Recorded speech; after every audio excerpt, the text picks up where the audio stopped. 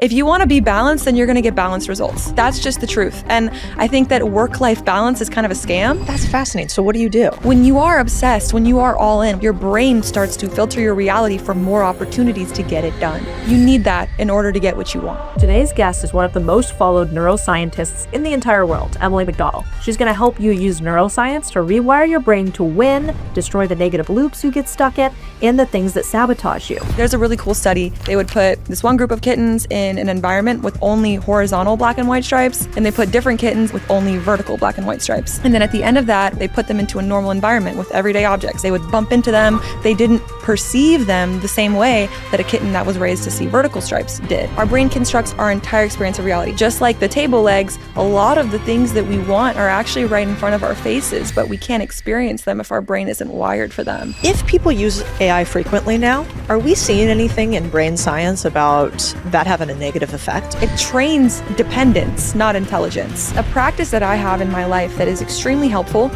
is... Let's talk about attractiveness. You have this one video that I thought was so interesting. And it was about that actually discipline can make you more attractive, and the science has data to back that up. Mm-hmm. There are studies that straight up show that traits like self-control and reliability and the ability to follow through on your word, those are all traits that are seen as more attractive by the opposite sex, that's kind of obvious, right? Like, yes, when I'm looking at even a friend or a romantic partner, yeah, reliability is something that I value in someone. When we think about discipline, we think about forcing things and forcing yourself to do things. For me, I've never thought of discipline that way. I remember when I was in my PhD and my friend, we were at the grocery store and she has a mad sweet tooth. And she'd be like, I just don't get how you're so disciplined when it comes to your nutrition. And for me, it's never been about controlling myself. It's about looking out for future Emily. Like, what would future Emily appreciate me do right now? Because nutrition plays a huge role in how I feel. Biologically, discipline is nervous system regulation. How would you feel in a room full of people that don't follow through on their word, are not trustworthy, you cannot rely on them? Your head is going to be on a swivel because you don't really feel safe in that environment, versus if you were in a room full of people that have your back, you can trust and rely on, you're going to feel a lot more comfortable. And it's the same with your brain. If you're not following through on your own word, if you're not doing the things that you said that you were going to do, if you tell yourself you're going to wake up tomorrow morning and go to the gym and you don't do it, now your brain is on a swivel with you. It's not trusting you, and you then don't have that self-trust. People can actually feel that. Like, other people can feel the state of your nervous system. They were doing a study where they were recording one monkey's brain activity, and the monkey that was actually getting recorded was looking off at his friend eating, and then they saw that this monkey's brain activity looked like he was eating, even though he wasn't. And it was because he was watching his friend eat. And even like synchronized swimming or dancing, things like that, or like mob mentality, our brainwaves tend to sync up with the people, with anyone we're in communication with. So even us right now, our brainwaves are syncing up. And if we were best friends, they would be syncing up even more. And that's why when you're with your best friend, you feel like you can finish each other's sentences because your brains are actually syncing up with each other. And then there is chemo signals, which are kind of chemical signals that leak through the air, especially when you're stressed. And they've done studies where they've had people watch a scary movie that stressed them out, and then they left the room, and then they had a group of people walk in and report how they felt in that room. But what they found was that you could actually feel those chemical signals that people leave behind. And so we can feel other people's states of their nervous system. So that's kind of the longer explanation for another reason why lack of discipline is unattractive, because you can kind of feel that lack of self-trust, that dysregulation. They don't feel like that. And it's the opposite is also true. You can feel when someone's very confident and very certain in themselves, and you walk in and you just know you can trust them. You can feel that too. And so that is why lack of discipline is unattractive. So fast. There's so much to unpack there. But one of them that I've definitely felt, we moved into this office not too long ago. And we're looking for a new office. This isn't big enough anymore. And so I've been touring a bunch. And the weirdest thing, I went to this office. It was beautiful. I mean, like everything I wanted in an office, perfect for us. But the second I walked in it, I was like, oh, I feel weird about this place. Nobody was really in there because usually they clear you out before I bring in a team and sort of measure it and do whatever. And what I asked the real estate agent, I'm like, what's the deal with this one? And they're like, the startup's going under. And I was like, I can feel it. I can actually feel it. And, a lot of people on the internet, and we live in Austin, so people in Austin would be like, well, that's because you're super empathetic or you've got crazy powers. And it's like, no. It's actually chemicals, probably stress, anxiety, a little sadness, a little fear. It bled out and I could feel it in that office. Why is it so important that you choose the people that you spend the most amount of time with? Can you talk about brainwave synchronization? We have neurons in our brain, right? And they're kind of organized into these ensembles. And you can think of I used to be in orchestra when I was in middle school. So, there's different ensembles and there's like groups of 5 that'll play at a time, right? And so as you're thinking and communicating, you have these ensembles of activity kind of going off in your brain. And what it looks like is waves. So as their neuron groups are firing and there's different patterns firing, you kind of just start to record and it looks like brain waves, right? It looks like waves. And so when you kind of record 2 people in communication with each other, you start to see these brain waves sync up. This has so many implications for your life and when people that you surround yourself with. And, to me, it's one of the most important things is the people that we surround ourselves with. Like I am a huge supporter of cut them off, make them feel it. I'm very swift with the scissors. I've always said that. And I've also say you don't have to cut people off. You can love them from afar. Because I have a lot of people come to me and they're like, but I can't. And, you can love people from afar. And if they're not serving you, if the relationship isn't serving you, it's really important because you can block your blessings, block opportunities, block the job or the relationship. And I think a relationship is the simplest example because if you're in a relationship with someone that's not serving your best self or your best reality that you want to live, then you're not going to be able to get into a relationship with someone even better. And if you did, then you'd be cheating, right? And so it's kind of like the simplest example. But this happens with the content that we consume too, not just people in our, physical reality, but people in our virtual reality as well. And, you can feel this when you're scrolling on social media and how you feel afterward, which is why it's really important to not just curate your friend groups, but also curate your feed. That's such a good point. I mean, in the age of AI, I'm kind of obsessed with that. That's why I'm so excited you're here today, because I feel like we have to become sort of superhuman in order to combat this, technological superhuman that is coming into our existence. And one of the only ways to change your brain is first to have awareness on it, right? And so that awareness that you have, that you talk about, where if I know, for instance, when I'm on X, I find it stimulating. It's more sophisticated in some ways, lots of interesting things happening. But immediately when I get off there, I feel terrible. Whereas I've curated my Instagram, I'm a little happy little clam on there. I got you, I got some animals on there. I've got business advice. I'm great. And so it's really interesting. And I think I didn't realize how much taking in that negativity from places like an X actually even affects me. And I'm a little bit older and maybe, I'm not on social that much. So I was wondering, you've had shown some science previously about complaining and if complaining actually hurts your brain. Yeah. So complaining first thing I want to say also kind of from the social media point that you were saying is that there is also something called automatic goal contagion where we subconsciously pick up on the goals or the focus of others without even realizing it. So is that like a subset of mimetic desire, but this is the neuroscience behind it? Yeah, sort of. And then that's kind of where that feeling of unfulfillment comes from, where we just don't feel fulfilled because we're chasing someone else's dreams, someone else's desires, and they're not aligned with our own values. And then we might not achieve it. And even if we do, then we're not feeling the fulfillment that we thought we would feel because it wasn't our goal to begin with. Yeah. So that's another thing. But back to the complaining piece. Yes. So neuroscience shows that complaining, judging, criticizing, it can actually change your brain. And for multiple reasons. I mean, the first is that it leads to stress, right? When you're complaining, you're also activating neuroplasticity. So you're training negative thought patterns and you are training your brain to look for more things to complain about. So you're kind of also entering into this cycle where you're just going to continue to look for more things to complain about and feel even worse. And then your brain's going to filter for your reality for more things. But then there's also the other component where this kind of stress where you're always negative thoughts in general, not just complaining, judging, criticizing, but negative thoughts in general, they lead to this stress that actually can shrink your prefrontal cortex. And then the prefrontal cortex is kind of the boss of your brain. It's what makes us human. Also, research shows that there's no form of venting or complaining that is positive unless you reevaluate and kind of tell a new story at the end, like you reappraise the situation at the end of the venting session. So there's no amount of, people are like, oh, but I just need to get it out. Sure, okay, but when you're done getting it out, you have to tell a new story. You have to kind of reappraise the situation. If you just complain and then leave it at the complaint, you're actually only training your brain to look for more things to complain about. That's fascinating. So what do you do? What does that look like?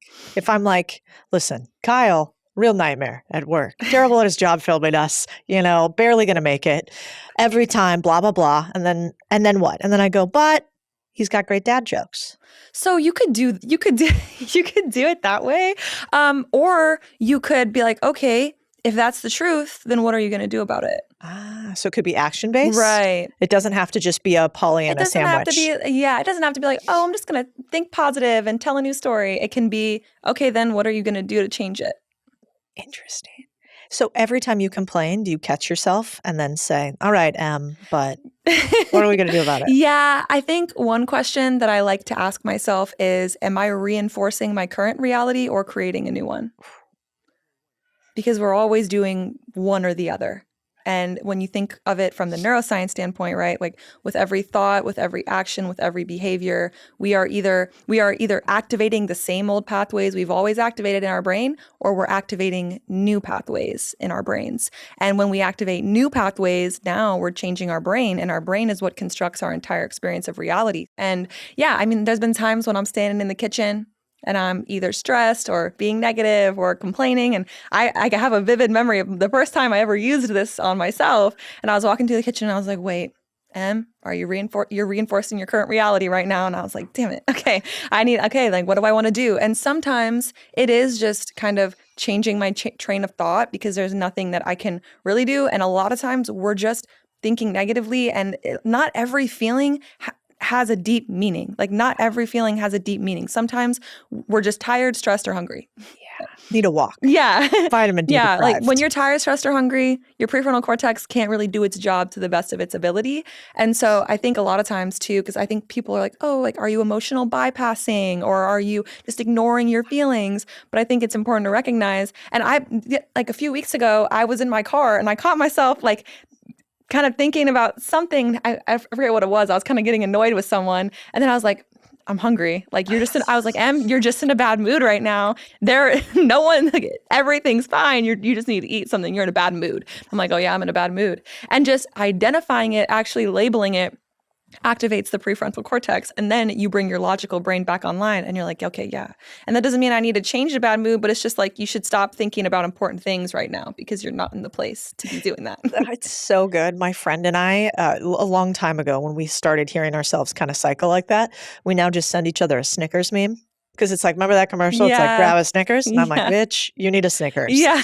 And so anything you can do to have that like little moment of pattern break or pattern interrupt is so helpful. Yeah. Because your brain's also really powerful. So I give it some credit. I'm like, I don't know if I'm going to be able to fight you right now, but I think it's Snickers. I like to ask myself, like, what would the version of me who has it all do right now? Like, if I had everything I ever wanted, what would I do right now? And I think that's where I maybe am a little different from a lot of the discipline, information out there, because there's a lot of like, forget your feelings, just stick to the plan and all of that. And there are times when, yeah, you should just stick to the plan. But I think that's where asking yourself, what would the best version of me do right now? Or what would future me appreciate? Because sometimes it is just being like, all right, you're being a wimp, you're being too soft, like get up and get it done. But then there are other times when it's like, actually, you'll be able to get a lot more done tomorrow or later today if you do rest for a second, or go for that workout, or go for that hike, because you'll be recharging yourself and then you'll be able to do better later. I was really good friends with this guy who was former CIA. And I remember he told me, I was like, how could you figure out if somebody's lying to you or not? And he said, there's a really easy recipe for this. He's like, first of all, you never get them in the beginning of the day. You always catch them towards the end of the day. You don't catch them after a coffee. You catch them with a wine. You catch them after something is hard and tiring and intense, because if they just have had a super long day and they're super beat up, it is so much easier to slip. And he's like, so if that's true for a CIA guy who's trying to find a lie, imagine how we are with big decisions at the end of the day. And so I think you're right. I think a lot of, especially for women, I think a lot of this stuff, and I do it too. I'm like, shut up, keep going. I mean, and look, being self-critical is, in my opinion, is not a bad thing at all. And I remember, in the past, I've been on the phone with my manager and I'm like, this, that. And he's like, the greatest performer, like the greatest, like achievers, the highest achievers, like most successful people, like they are the most critical of themselves. And he's like, that's just what they are. I'm like, yeah. And it is true. And I think that being critical of yourself and evaluating yourself is not a bad thing at all. I think it turns bad when it starts to drain our energy and when it starts to defeat us and discourage us. And that's kind of the line that I like to draw is, am I criticizing myself? Am I kind of evaluating myself so that I can grow? Or am I actually just depleting my energy? And that's where the line needs to, or discouraging myself. That's where the line needs to be drawn. And it's for the same reasons of, complaining, judging, criticizing other people, except when you're doing it to yourself, now you're also kind of destroying your belief in yourself. And science shows just again and again that belief in yourself and, believing in yourself and your abilities improves your performance. It gets you closer to achieving your goals. There are so many studies that show that. There are studies that show that it's even more important than talent or intelligence. And so your self-talk is so, so, so important. And I mean, you flip it in the opposite direction. It's also a performance enhancer. Like something that I've done kind of subconsciously, not even thinking about the neuroscience of it, is, ever since even when I was in grad school in my PhD, I'd be, grinding all day long at the desk, just working. And the only time I would let myself get up is either to refill my water or go to the bathroom. And so I was very motivated to drink a lot of water. And every time I would get up to go to the bathroom or to get water, I would be like, you're doing such a great job, Em. Like, I'm so proud of you. Like, you got this. Like, you're killing it. And that boosts dopamine. And that also is a little bit of that positive reinforcement, right? Like if you're trying to train your dog to sit, you're not going to be it's not going to learn to sit or want to learn to sit if you're just yelling at him the whole time. But if you're giving him that positive like reinforcement and telling him, hey, yeah, you're doing a great job, he's going to have a lot more fun doing it. And actually having fun and enjoying the process actually does improve learning and improve the speed at which you can learn it. And it makes it more enjoyable, makes the journey more enjoyable. And that's what life is. It is the journey. And so, yeah, I think it's important for a lot more than just, your brain. It's important for your performance as well. Are there studies that show that we actually get more out of others when we do positive reinforcement as opposed to negative reinforcement in the brain? Yes, especially, I'm thinking specifically about relationships and especially like men and women in relationships. You're actually more likely to get what you want out of the other person if you kind of focus on the thing that you are wanting and almost priming them to like think, feel, or behave in the way that you want. So rather than just being like, oh, like you never do this for me, be like, I love it when you do this. And that actually makes them more motivated to make you feel that positive way because we want to make each other feel good. And so it motivates us to treat other people in that way and kind of almost fit that mold for the identity that we want to have basically in the relationship. And so we're kind of priming them to fit into that mold of who we would like them to be. And so, yeah, that's specifically in relationships, but absolutely. And I'm sure you've noticed that in life when someone's just criticizing you, like, does that make you want to show up for that person or, be better? If anything, it makes me kind of just want to spite them. So, that's just me though. I have a little bit of a rebellious nature. I don't think that's just you. Some of the most successful people I know who also talk about their partnerships and how important they've been. Like I was talking like Dean Graziosi and his wife when he was on here and Tony Robbins. And they talk a lot about how one of the reasons their partnership is so strong is they actually never allow certain words to come into their equation about their partners, for instance. So like that saying of like the old ball and chain, like that, not in their vocabulary whatsoever. In fact, it's always pretty positive, like, my wife, the mother of my children, my life partner, like these things that have like really durable meaning. And I always really responded well to that, because this day and age, it's so much cooler to be like, my husband's being such a pain this week, or he doesn't get it, or men, And Yeah. it's so easy to do that. Mm-hmm. And that's why actually there was one video I really liked of yours that was about, this is a little bit about pessimism versus optimism, but about how negativity can actually shorten your lifespan. Is that true? And I found one study that was wild. It was like a Harvard study that had 70,000 women, I think, and it was over like decades. And basically the study took these 70,000 women over, let's call it 20 or 30 years, and had some controls around, weight and socioeconomics and background and genetic disposition and age and ethnicity and whatever. But they took these couple control groups of women, and they screened them for pessimism versus negativity in the way that they communicated. And over this 30-year period, the women who were labeled as more optimistic, not pessimistic, they lived like 11 to 20% longer than the negative communicating women. Mm-hmm. And I thought that was fascinating. Yeah. Like, just by us saying negative words, we could actually live less long. And I would assume that has something to do with the brain. Right. Well, I mean, so there's actually some interesting things beyond the brain. I mean, we can think about it from the brain perspective, of course. And, we're kind of getting into this theme here where, I mean, it all comes down to stress. And when we're negative and pessimistic, we are more stressed. And chronic stress ages us. It ages our brain. There's kind of another branch of research on loving kindness meditation, specifically in women as well, where they've shown that it actually can lengthen telomeres, which are kind of the endings of our chromosomes. And there is like a little bit of research in kind of a field looking into kind of like, as we age, basically our telomeres and our chromosomes kind of shrink. And so if it's lengthening them, they're kind of thinking that could be a mechanism by which we are lengthening our lifespan. And I've seen that specifically in women. And so I don't know if maybe there's kind of an enhanced effect of positive thinking and optimism in women versus men, or maybe they just haven't looked at it as much in men.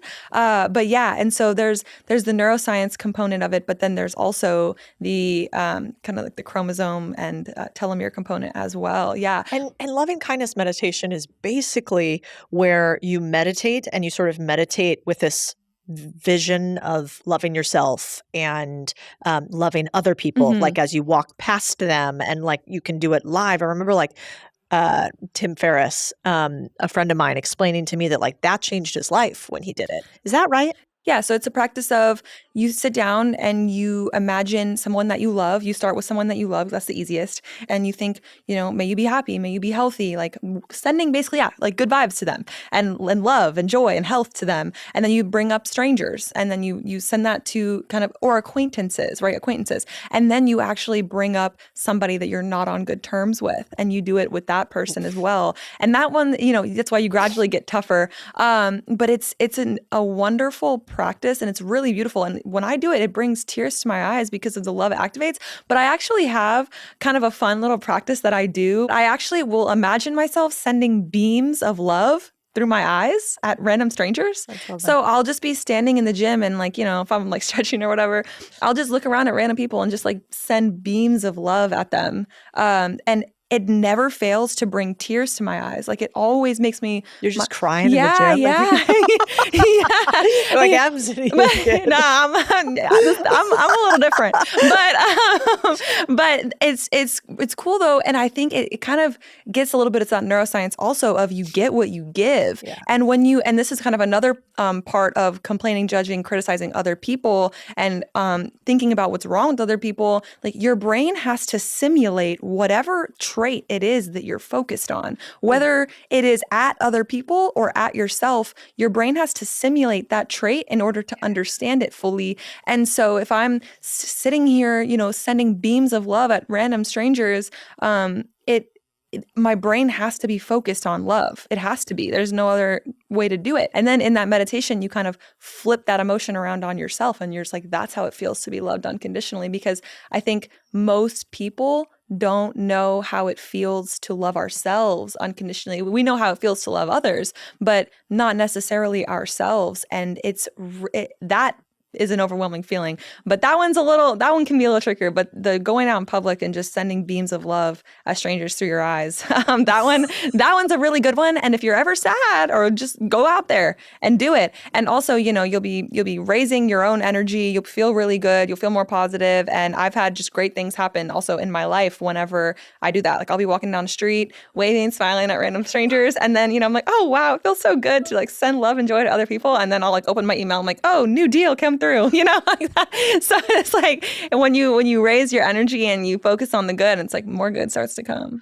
It's really funny because one of my favorite mentors told me, pessimists sound smart and optimists make money. And I think it's so true. Yeah. This, it sounds so touchy-feely. And I'm a pretty spreadsheet girl. So like I'm in the math. But what I like about you is you bring the data to these things that a lot of people think are just too esoteric. They're like, whatever, you two beams of light. But one of my favorites is when I'm in the airport, which is one of the most annoying places to be for me. People don't walk fast enough. Like everything's not on time. There's loud noises. Like I'm like, I need to get in and out of here immediately.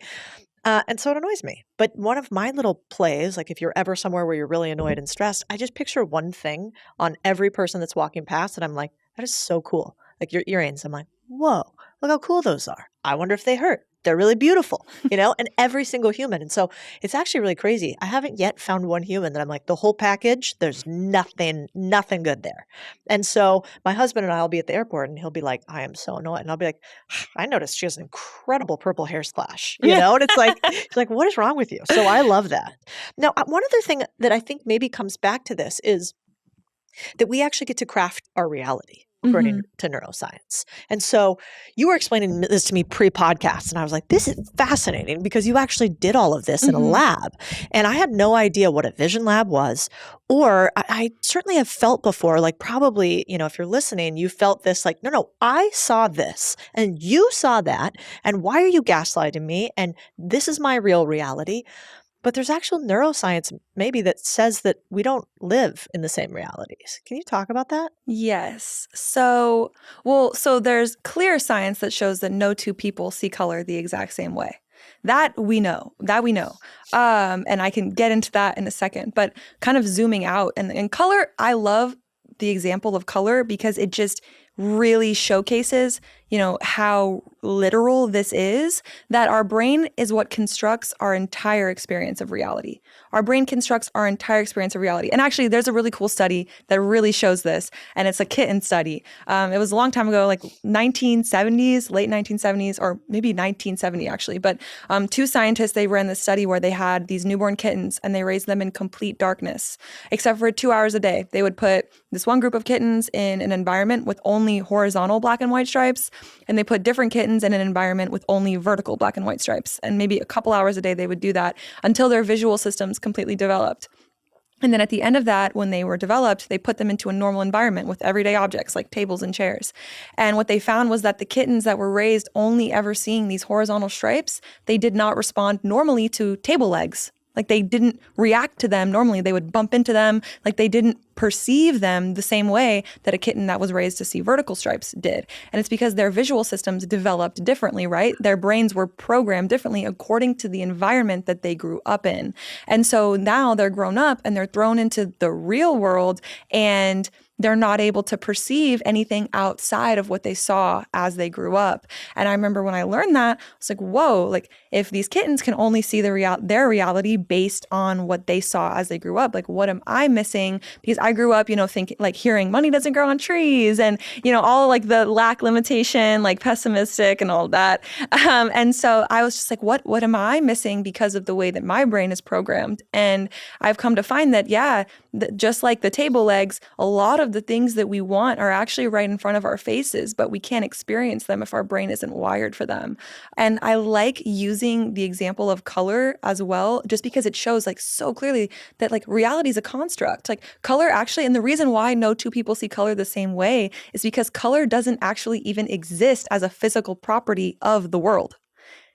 It's a construct made up by the brain in order for us to kind of decipher different wavelengths of light. The brain made up color so that we could know that, this chair is different from this table. And so it's interesting because that's just color, right? It's true for all of our senses. And it's I remember when I was on the phone with my grandma and I was telling her about this, she was like, "That's terrifying." And I was like, "No, Mammy." I'm like, "No, Mammy, it's actually so cool and so empowering, because that means that if our brain is constructing our entire experience of reality, you can change your brain to change the reality that you experience." And that's exactly what I did to myself. That's why I'm so passionate about sharing all of this is, I went from struggling so badly with ADHD and mental health issues, physical health issues, all these things. And then, studying neuroscience and epigenetics and all of these different things. I was like, whoa, let me get to work on my own brain. And I remember when I first started doing work on my money mindset specifically, and just seeing the changes in my own kind of like finances pretty quickly, when I had kind of started to get rid of all of my lack mindset and my limiting beliefs around it and all the kind of conditioning, right? The stripes that I saw growing up, and become aware of like, where am I being the kitten in my own life based on the way I grew up? That's when you can start to really change. And I think it's especially important to look into that, because I mean, I've been diving into this I haven't even made content about this kind of yet, but identity-based motivation theory. And our brain actually only allows us to dream up and imagine things that are congruent with our current identity.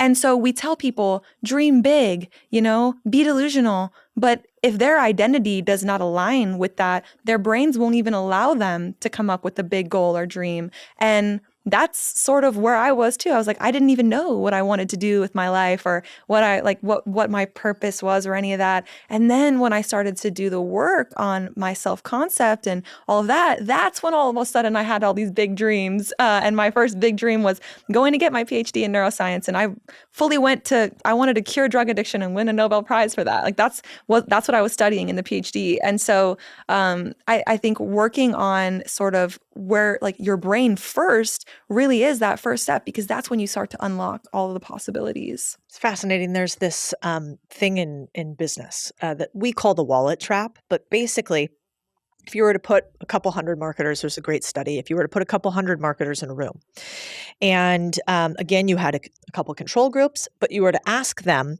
how much, I don't know, this iPad was worth, but they didn't know what the cost of the iPad was.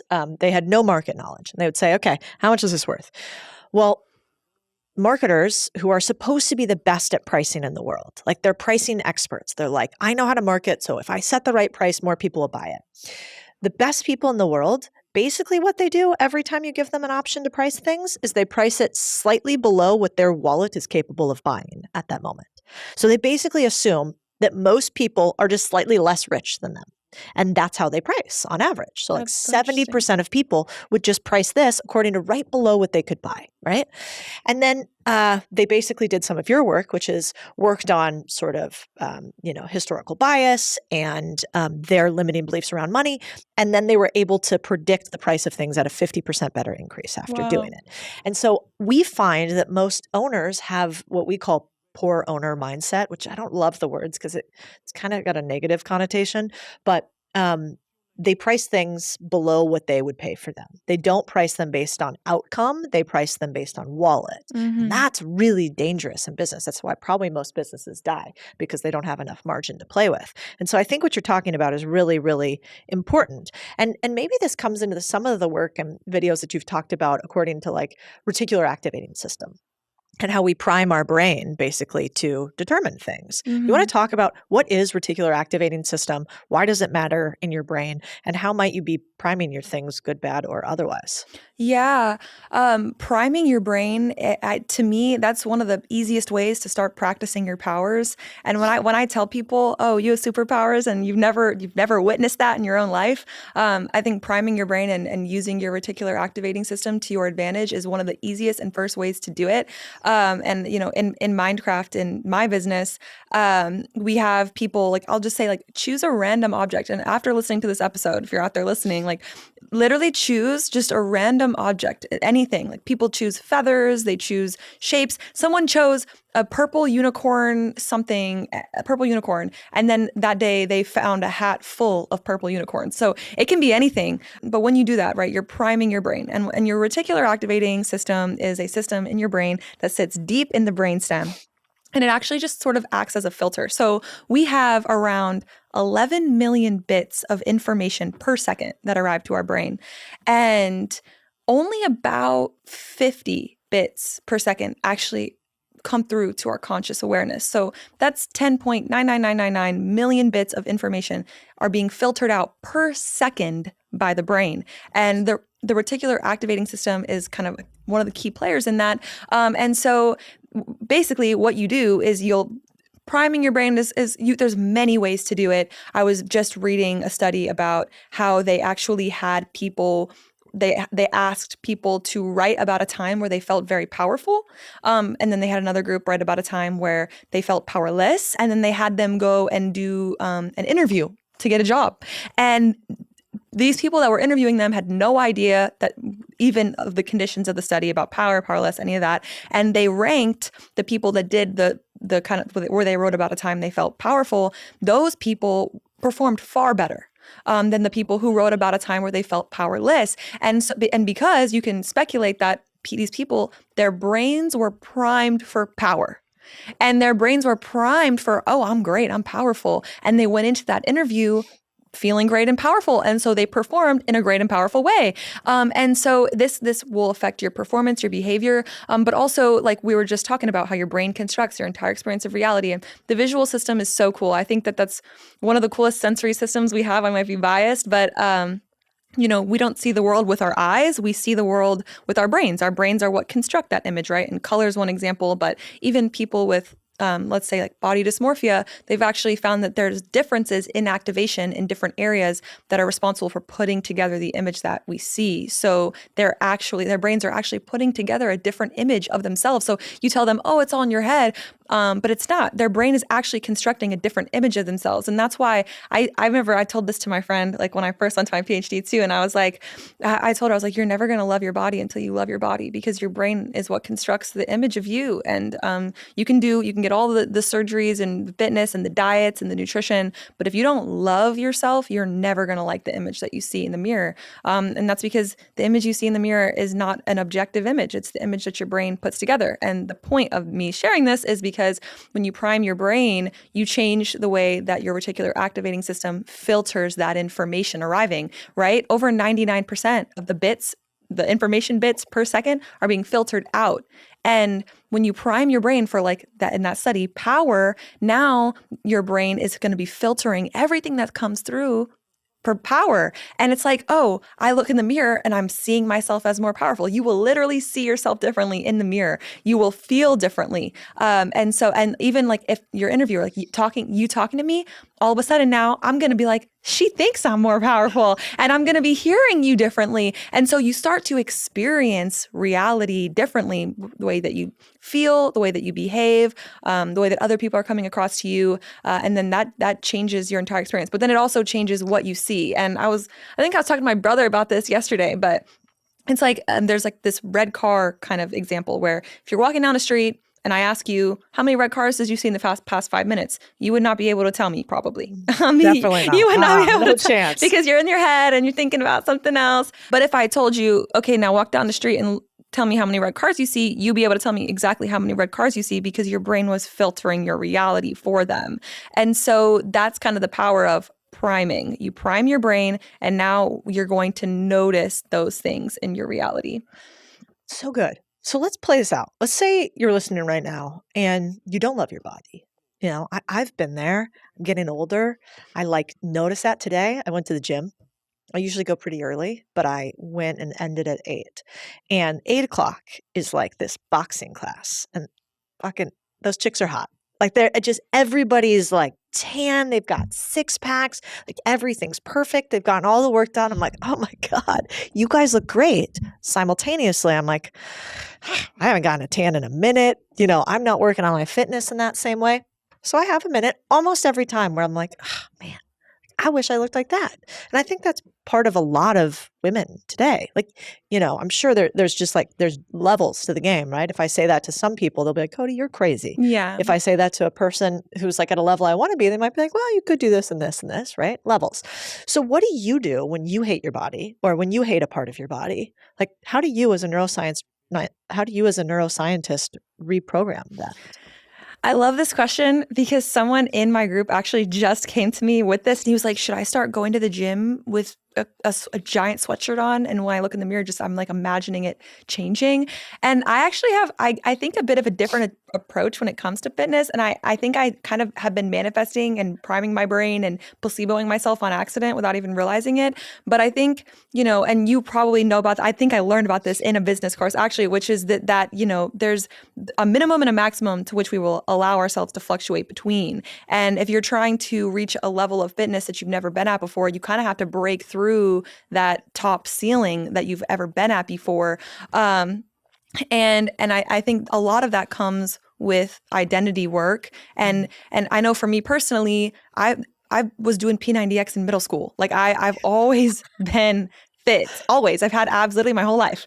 And it's just who I am, right? And as I say that, I'm like, yeah, exactly. That's who you are. And your brain works 100% of the time to keep you consistent with who you are. The first step is, shifting your identity to, I'm the type of person that I'm like those girls. Like you said, you want to be like those girls and you're like that then. Like that's the type of person that I am. And you just start identifying as that type of person. And now what kind of things do those girls do? They go to that boxing class. And so now it's asking yourself, like, what are the kind of activities and habits that women like that do? And it's that they're going to that boxing class. They're probably pretty serious about their nutrition too. They probably get their full 100 or whatever ounces of water a day. They're probably doing a lot of things, and that's just who they are. But when you start to identify as that version, then it's very simple to ask yourself, okay, how do women like that move? And then you just start moving like that. And then, you'll fluctuate as everyone does. And it's all about just giving yourself grace and bringing yourself back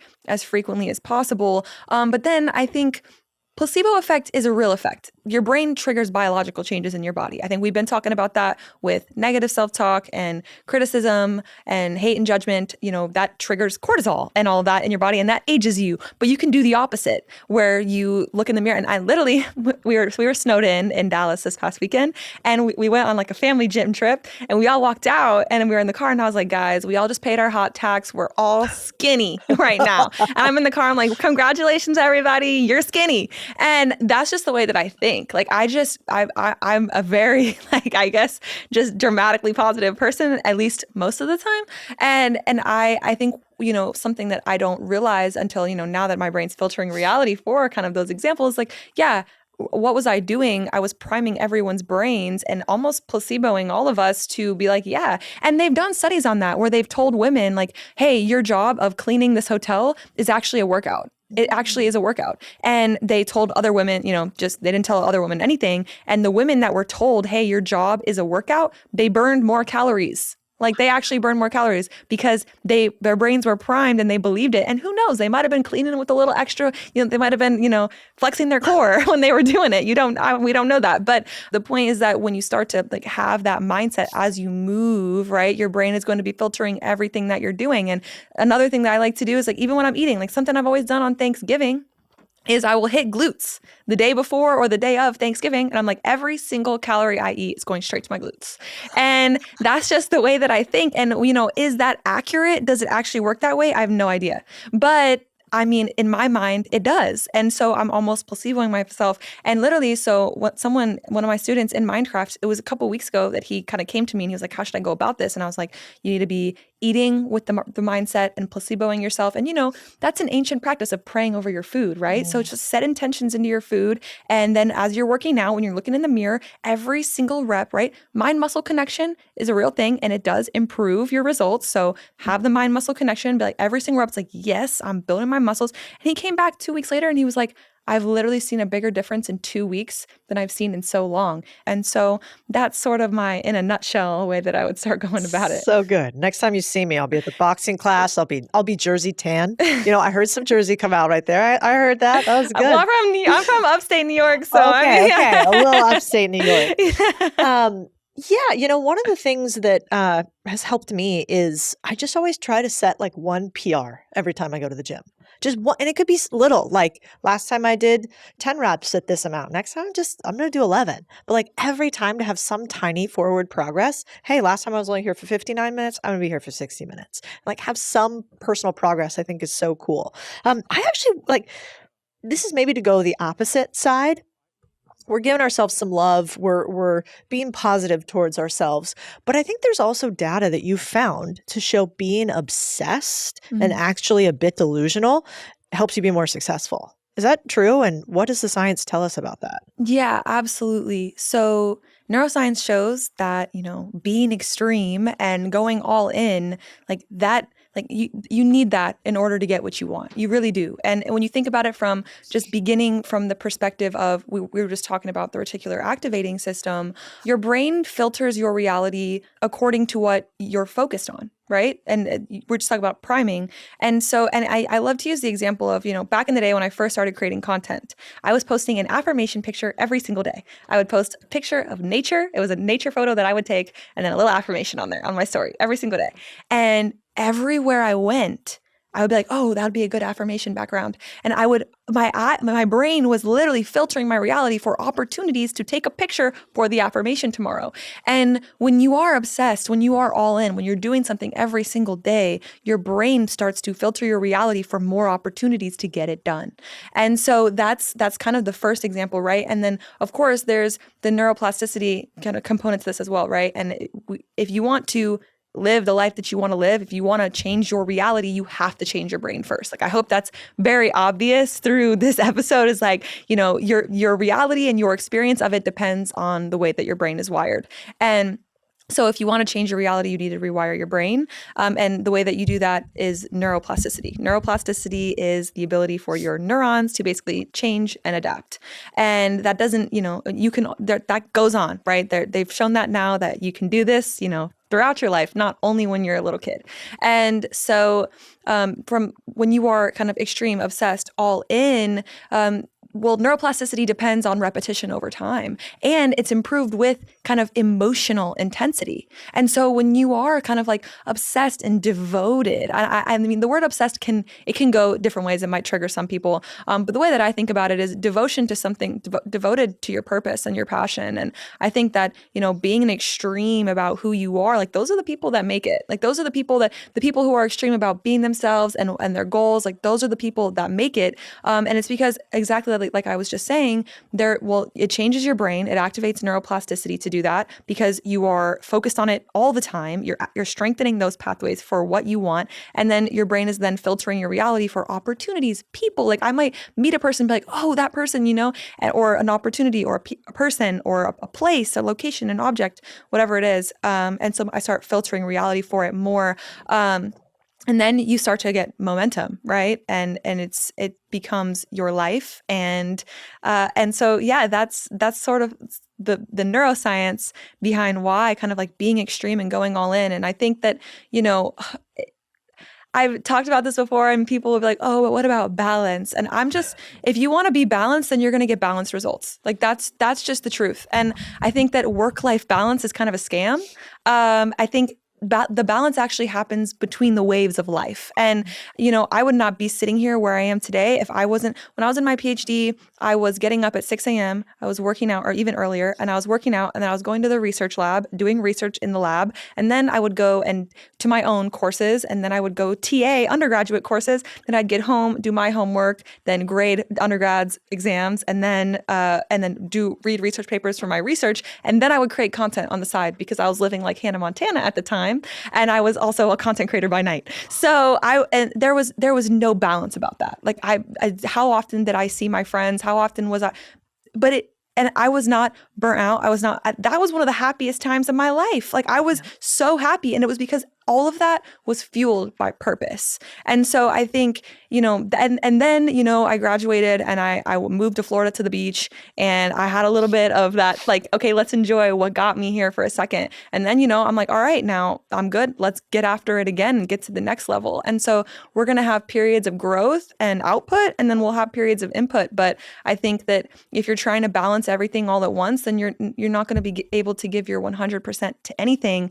And I personally am going through that, like, currently with writing my book. It's like you have to let some of the balls drop on the floor in order to give your 100% to anything. And I think that hearing that almost makes you be like, it's like a relief. Like, okay, like I don't have to, like you're talking about fitness. Like if I'm focused on, like, the fitness is taking a back seat. Like we don't have to be balanced with everything right now. Like there can be things that I'm going to let drop on the floor for a little bit while I'm in the pursuit of something purposeful and meaningful to me. Yeah. Yeah. It's like, are you burnt out, or are you just spending too much time on things you don't really like to do with no reason why you're doing them? And I think half the time, people just don't have a why big enough. And if their why was bigger, they would actually be able to do the thing that they needed to do that was right in front of them. So I totally agree. It's kind of funny too. We teach people about buying businesses a lot. And I actually use in one of my slide decks the reticular activating system, because one of my favorite mentors, he said to me, like, this incredible line.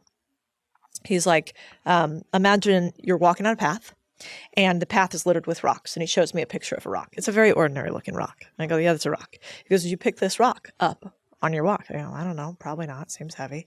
And he goes, well, if you were to crack this rock open, there's all these indicators on this rock that inside of this rock is a diamond. And so when they crack it open, they show that there's a diamond in the rock. And he goes, the problem with you is your opportunity will always be limited by your ability to recognize it. And so if you can't recognize opportunity around you, you'll never even realize it was there. And that's what it's like when you're looking for a deal. If you're trying to find a business, if you're trying to buy something, it isn't going to like come up and slam you in the face, and you don't even know what it looks like yet. So how can you find it when you don't know what it looks like? I think a lot of reticular activating system that's interesting is life, the things in life that are going to make you successful. They're not a Toyota red car, which we already know what it looks like. You have to have the reps to realize what is activating and then go after it. Yep. Just like the first time you saw a lion in the savannah, you really maybe didn't have the word for a lion. You had to kind of explain, this thing's going to murder you. And so I think it's so important that people understand this rewiring of the brain, because you can change your entire perception about what's around you with everything from success in life to buying a business, which is the weirdest of things. Yeah, I was going to say, like, it's a perfect example, because it's true for buying a business, but then also my mind immediately goes to relationships and people, and you're like, oh, like, how do you meet your soulmate? How do you attract the love of your life and all that? I mean, I dated like a scientist, and I had a very clear, with every person I dated, like, it was what I don't like and what I do like that I want to carry forward, that I want to add to my list of traits that I want in someone. And my fiance that I'm with now, like, he checks every single box on the list. And so what you're saying with the rock is like, how would I have known who I was looking for if I had not specifically described what that thing, who that person was? And I think a lot of, like, it's true for not just business, but so many different things in life, like the job that you want, or the relationship that you want to be in. You need to be so clear about it. And exactly like you're saying, like, if you don't know what that looks like, then it could be right in front of your face and you won't even realize it. That's why it's so important, especially in this age where AI and everything is trying to distract us every 7 seconds. We're in a distraction machine nonstop, basically. And so if you can't take your brain back from this reality around us, I think you're going to be in a world of hurt. So I think it's so important, the work that you're doing. I know a lot of people are like, oh, she's a beautiful girl on the internet talking about mindset. It's like, no, it's way deeper than that. Like, if we can get people to actually take control of their brain and recognize it, then we can take our power back from a series of machines that are incredibly adept at stealing it from us. So I'm glad you're doing the things that you're doing. And I wanted to hit on like two other really specific things, which is, in this world with all this information, you're a scientist. You just said you date like a scientist, but there are so many studies. There's like a study for every side of everything. Yeah. Are there tricks that you use to try to determine, like, this is real information, this is fake information, this is a good study, this is a bad study? I will say, when I was in my PhD, we had a whole class where it was literally just different person would present a different study every single week, and we would just tear it apart. So every study has flaws. And I've been the person doing them. So, and I know personally that they're done by humans, and humans are by definition imperfect. And so every study is going to have its flaws, which I think is why it's important. I think even more important than looking at one study versus another is looking at many over the same topic.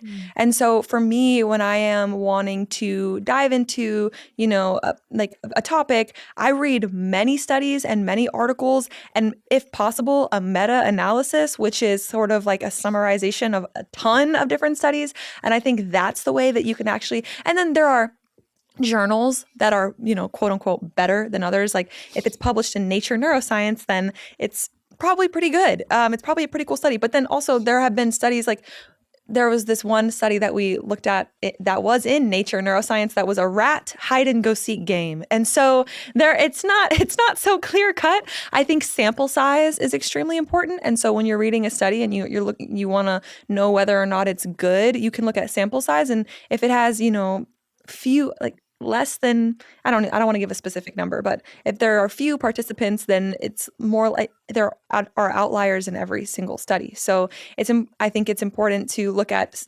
studies with giant sample sizes. Those are better. And if it's a small sample size, then I think it's also just important to be aware of that. Like, it doesn't mean that, oh, this study's wrong. Like, there's this one study that I really like, and it's a very small sample size, but also, I recognize that it's on the frequency 528 hertz, which is a solfeggio frequency. And in the spiritual kind of side of things, it's correlated, like we think of the heart chakra, and like in the spiritual world, that's what that is. And so, of course, there's not going to be a ton of studies on that, but there is a very small study that shows that actually it can have the ability to reduce cortisol and relieve anxiety and stress. And I've actually found in people that I work with that it's extremely effective with people. And so I think that it's important to recognize also that, like I said, there are outliers in every single study. And I like that you bring up AI. And I think in this age, it's not just about AI, it's just about information in general and being tuned into your own intuition and knowing that, okay, there might be a meta-analysis and a billion studies showing this one thing, but actually my intuition is telling me this. And this other thing actually works for me better. And that's okay too. That doesn't mean that you might just not fall into this specific category. So I think being able to listen to your intuition and being in tune with yourself is one of the most powerful things that you can do. Yeah, I like it. And checking your facts too. Yeah. I think I saw a video the other day. I don't know if you saw it. It was like kind of like an old Eastern European, maybe Japanese looking monk. And he had this study that he was talking about how when a woman in feng shui philosophy, if a woman is laying often, in her house out of laziness. I know exactly what you're talking about. And sleeping too much and lazing about, that actually, according to feng shui, this is good. She is bringing like calm and peace to her household and blah, blah, blah, blah, whole study. I watch it and I'm like, this can't be true. And then I see how many, it's like 3 million views, 300,000 shares. And I look at the comments and everybody's like, oh, exactly. I knew it. So it's a lot of confirmation bias. Yeah. And lo and behold, one, the study's not true. I look it up online. Of course, there's no such thing as like feng shui lays about strategy. And then two, it's AI. It's not even a real human. Oh, wow. It's actually created, it's just like some AI-derived monk who now has 2 million followers online. I've seen those videos. I know exactly what you're talking about. Well, and I've seen them rip yours off. So I've even seen ones where there's like, and I've obviously seen it with me too, but like I've seen, they'll take something that you say, twist the word slightly, recreate it, but it looks just like a woman. There's just something tiny bit off where I can kind of tell it's AI. But increasingly that idea of intuition and then double checking is so important, because holy hell, they're going to be able to just, take information from everywhere and really make us question things, which is why I think it's important, like, that you've trained, you have a background in this. I don't think that's the only way we should judge people, but man, we got to have some sort of color. Yeah. And I think that's where in my content, especially, I love a good study here and there to describe something that I'm talking about. But a lot of my content, I would say most of it is really more on the scientific principles and foundations of the way that the brain works. Like, I'm not over here like, oh, this study. I do have some content like that when I'm finding out something cool, but I really like to talk more about, like, for example, the default mode network and, kind of what we know about the way that it works, and then extrapolate that to something that we go through in life. And I'm like, this is what, neuroscience explains about the brain. And then this is how we can use it, rather than just being like, oh, this study shows this, so this is the way that it is. Yeah, it's smart. Let's end on two things. If people use AI frequently now, are we seeing anything in brain science about that having a negative effect on their brain? Are you tracking this at all? Yes. So there's a kind of, it's got to be recent, right? It's kind of new, but it's a study out of MIT that's shown that, they had people use AI versus Google versus nothing to write essays. And what they found was that over time, it led people that used AI specifically, like less engagement in their brain, less activation, and overall less critical thinking. Yeah, it shows that over time we have a decrease in critical thinking abilities. And I make that point specifically, and I like that study because I talked about on social media about, hey, AI is cooking our brains.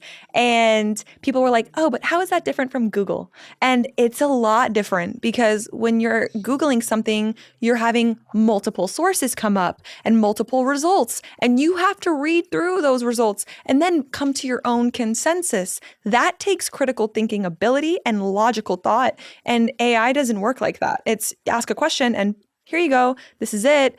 Even if you ask it for multiple things, multiple kind of sources, it's still summarizing these multiple sources. It's doing all of the critical thinking for you and taking any of that out of the equation. And I think, beyond that, one step further, kind of tying in the intuition point of it as well. And this is from my own experience. Most of my content is from my own experience. And then I'm like, I wonder how this is affecting my brain. I remember I was sitting and I was actually trying to make content and I was like, why am I blanking? And I had realized that, a practice that I have in my life that is extremely helpful.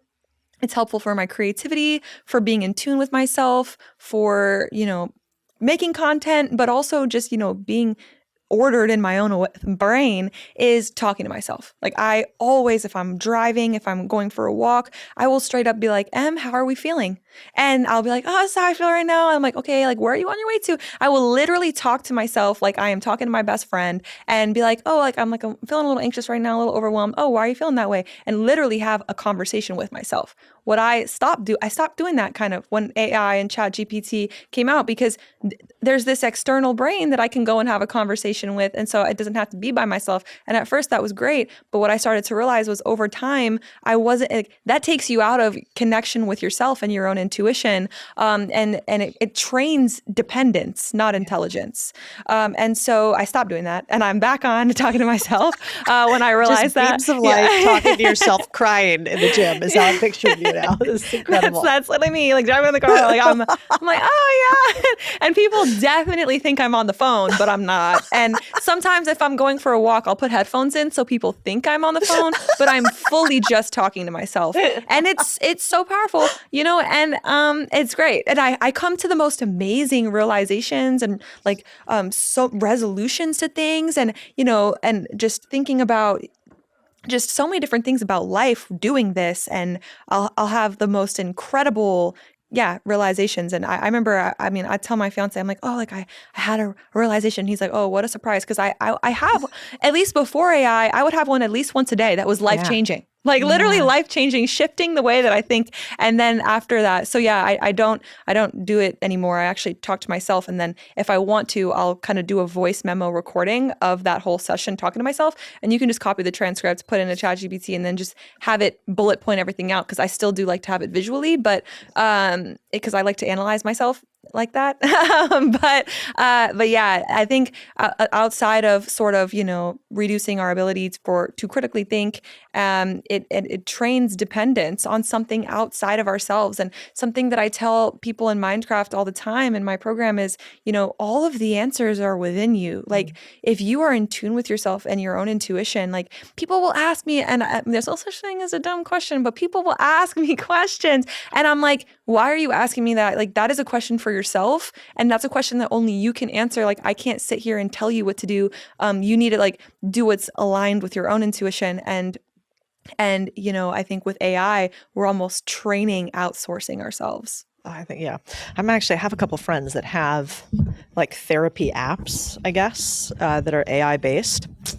And I just can't get on board. I just can't. And even if they're talking back to you, I do think that, this idea of being able to work through your own thoughts, and then maybe you could go later to something and say, like, is there a historical precedence for this? Like, Right. what does this mean in my brain? Are there some ideas? But the idea that every time you're feeling something, you talk to a machine that is already pre-programmed to be relatively narcissistic and that it wants you. It basically is like, as my friend Arthur Brooks would call it, a dark triad narcissist, which is it wants attention because it is programmed for more use. That's how it makes more money, aka how the platforms make more money as you use it more. It's programmed to actually give you positive feedback because that increases your attention loop. And it's also programmed for confirmation bias because then you'll use it more. And so, I remember I was using Claude the other day, and I'm a huge AI fan for building things. Like building things, it's unparalleled. Nothing has ever existed like it. It will remove human monotony in a way that I don't think we're ever prepared. We're not prepared for it. But when it comes to critical thinking, I would never use it. I mean, I went to Claude the other day, and it was when the Claude Code or Claude Cowork just came out, which is basically it's a way for you to code without actually coding. Yep. And so anyway, if anybody wasn't aware, and so I went in there and I started using it. I'd never used the thing before. I'd used Claude intermittently, so it couldn't be very trained on me personally. But I was asking for some sort of data on something in the business. Like, hey, this is happening. I think it's this reason. We need to go deeper into, I don't know, lead capture, like whatever. We're not having the conversion that we want. Let's just pretend like that was it. And so it gives me this whole thing, and I ask it to look at a bunch of data. It gives me a bunch of data back and a lot of opinions. And I didn't ask it for opinions. I asked it for data. And the opinions were really fascinating. They were very strong. And at the end, and I said, give me multiple different modes of this, lots of different pathways. What do we think these things could be? And at the end, it literally gave me an opinion. And it was like, you need to stop planning and worrying about this so much and make a decision. You're fully capable of this. And I was like, the fuck am I asking your opinion for? And then I was like, please cite your sources. I don't see any of the sources cited. Where are these from? And you're like, and it apologized. It was like, you're right. I'm sorry. I made those numbers up. And I screenshot it. It was so ludicrous. I sent it to the CEO. I was like, the fuck is this? And he's like, we're working on it.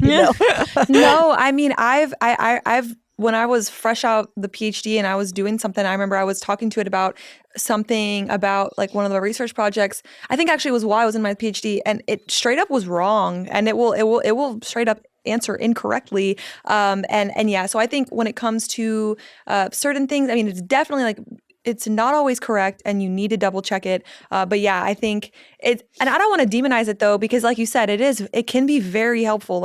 I know my business partner uses it a lot for different things, and it's great. And it's even been great for me, and it's helpful. It's helpful for even organization and things like that. And like you said, monotony and just different admin tasks, it's very helpful. But when it comes to, doing the things that humans do best, which is also being creative and thinking critically, it's really important. And I think also we're moving into this new age where imperfection, and I think one of the greatest things that AI is actually teaching us is the beauty in imperfection. I think, when we hear a video or a script that's written by AI, we don't feel as connected. It feels a little disconnected. It doesn't feel, and it's almost showing us that imperfection. And we've always heard, there's imperfection is beautiful and all that. And we've heard that. But I think AI is actually showing us that there actually is so much beauty in imperfection. Yeah. Well, okay, here's what I want to close out on. This is selfishly for me, but it's been so fun watching your content journey. And I was curious, you're at basically 2 million followers now on Instagram. You've been doing this for 2 years, right? 2.5. 2.5. Amazing.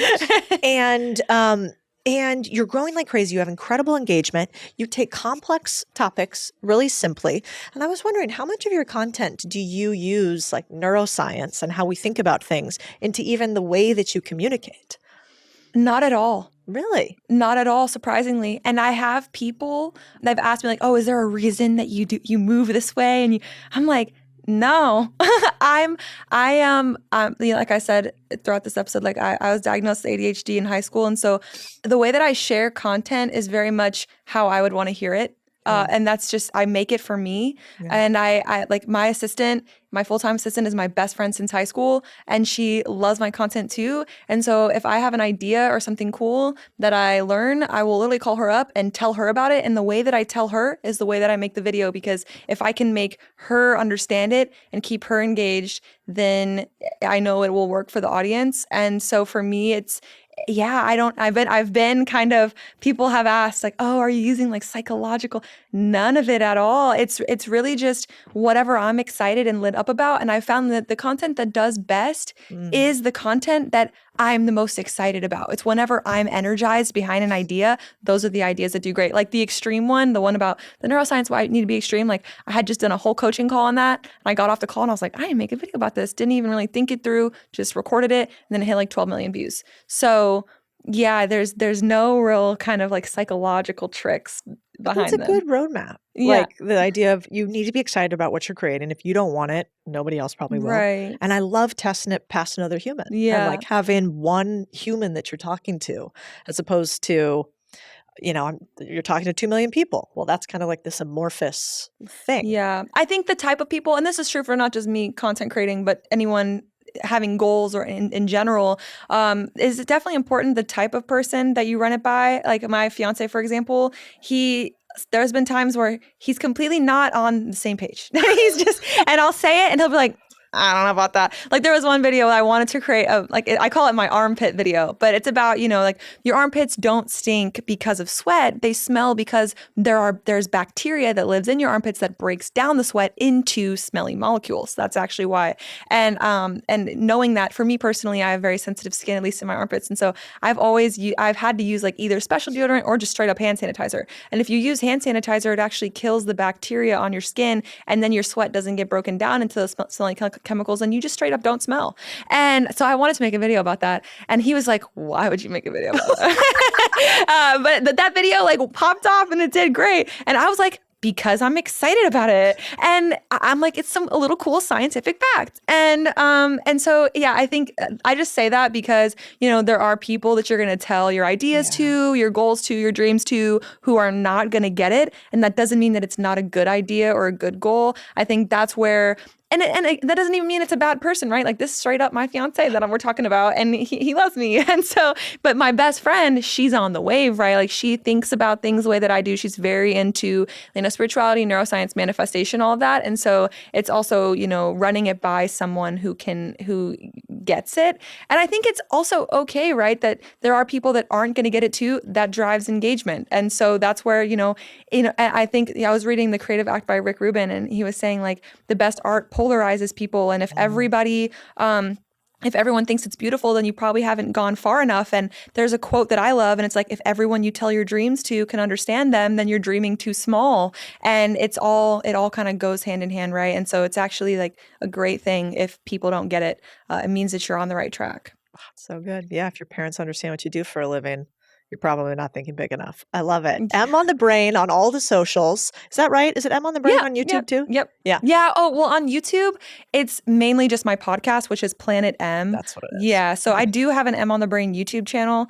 They're really old videos from when I first started out, which maybe you want to go and see the beginning of my journey. But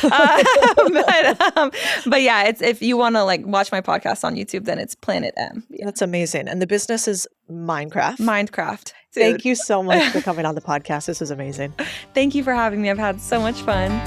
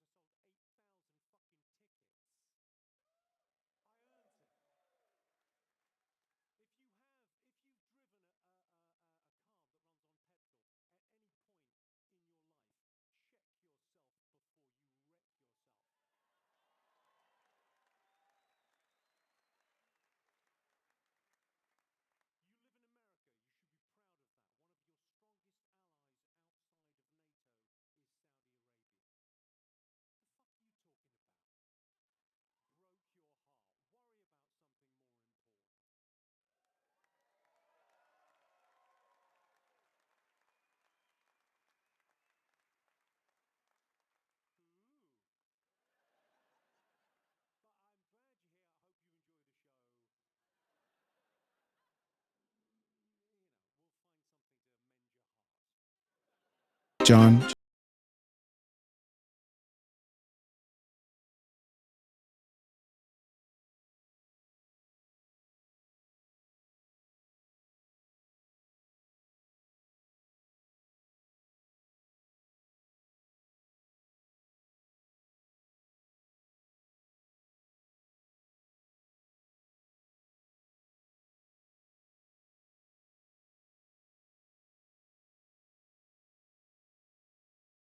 Okay.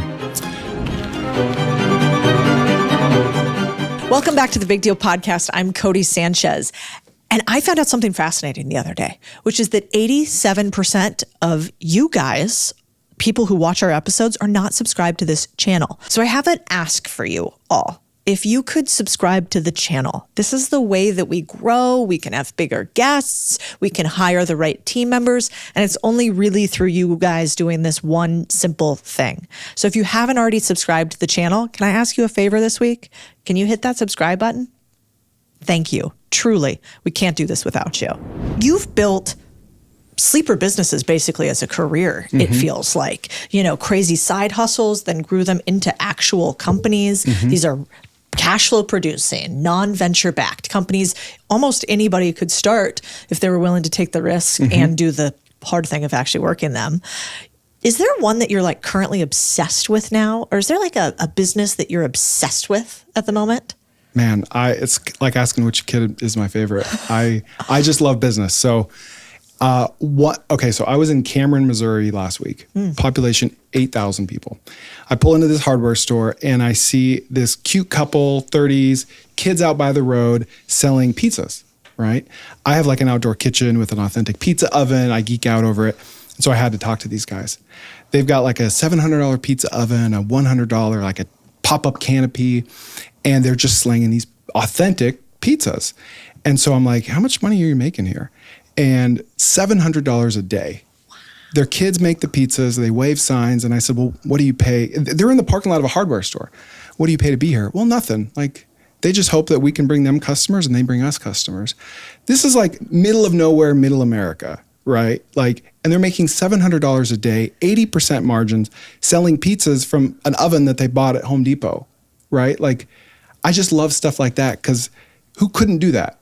Like, who couldn't do that business if they really had to make some money? Isn't that wild? And if you just like, for people who aren't, who are public school math kids like me, I mean, if you take, let's round it to 1,000 times 30 days in a month, we're talking about that's a $30,000 a month business. Yeah. If you have 80% margins, we're talking about you're taking home a top 1% level salary, $200,000+. But how many people in Cameron, Missouri are saying, oh, there's just no opportunities here? I know. You know what else kills me that I think you prove a lot and is like one of the missions of this company? It's like your shirt. You can just do things. And in fact, I think you'll be shocked by how often people don't charge you. Yeah. Like we did this whole experiment with vending machines where we put vending machines in a bunch of different locations. And then we did videos about them and shared the numbers. And everybody was like, you left out the rent. I'm like, I didn't pay rent. Yeah. I know that you can theoretically, and you might have to sometimes, but like I just didn't in this case. And so I love that story. I was curious for you, is there one business that you've seen like ever that you're just like, this business is such a sleeper and almost anybody could start it? So a year ago, we own a tree trimming business, right? And tree trimming businesses are great. I call it a binary outcome, right? The customer needs a tree gone. You show up, the tree's gone, 5-star review, invoice paid, right? Whereas other businesses, it's just like custom home building. It's not. There's so much that could go wrong. But stump grinding is kind of a pain in tree trimming because, if you're a tree trimmer, you've got a truck with a chainsaw, and if you got to grind the stump, it's like, I got to go to the rental place, put it on my trailer, gas it up, pay $300 to rent it, charge $300 to grind it. It's just a pain. So I was talking with my business partner about this, and we thought, I bet there's a world where you could be a business-to-business stump grinding business. And that wasn't really a thing, right? So we were just riffing on this on my podcast, and as an experiment, because I'm curious and I have to get my questions answered, right? So I scraped every tree trimming business in Houston, and I'm in Dallas. And so I wanted like a sister city that was comparable. And I hired a virtual assistant to call up every tree trimming business and say, hey, who grinds your stumps? Do you own a stump grinder? Do you rent them? theoretically, if you could ever outsource that entirely to a stump grinding business that only served tree trimming businesses, would you do it? If so, what would you pay?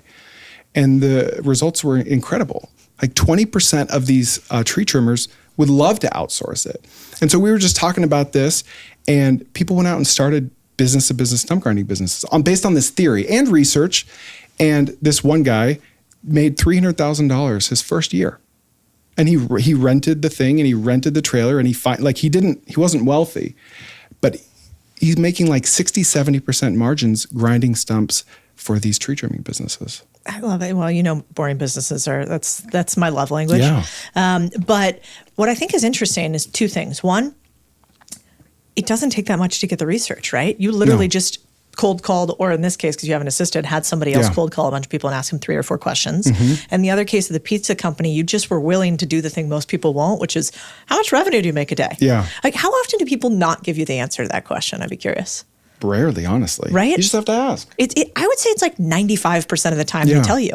And why? Because they're proud of it. Yeah. Like if you've ever ran a business and you know what it feels like to actually get somebody to pay you for your service, how hard it is. Yeah. You want to tell people. Yeah.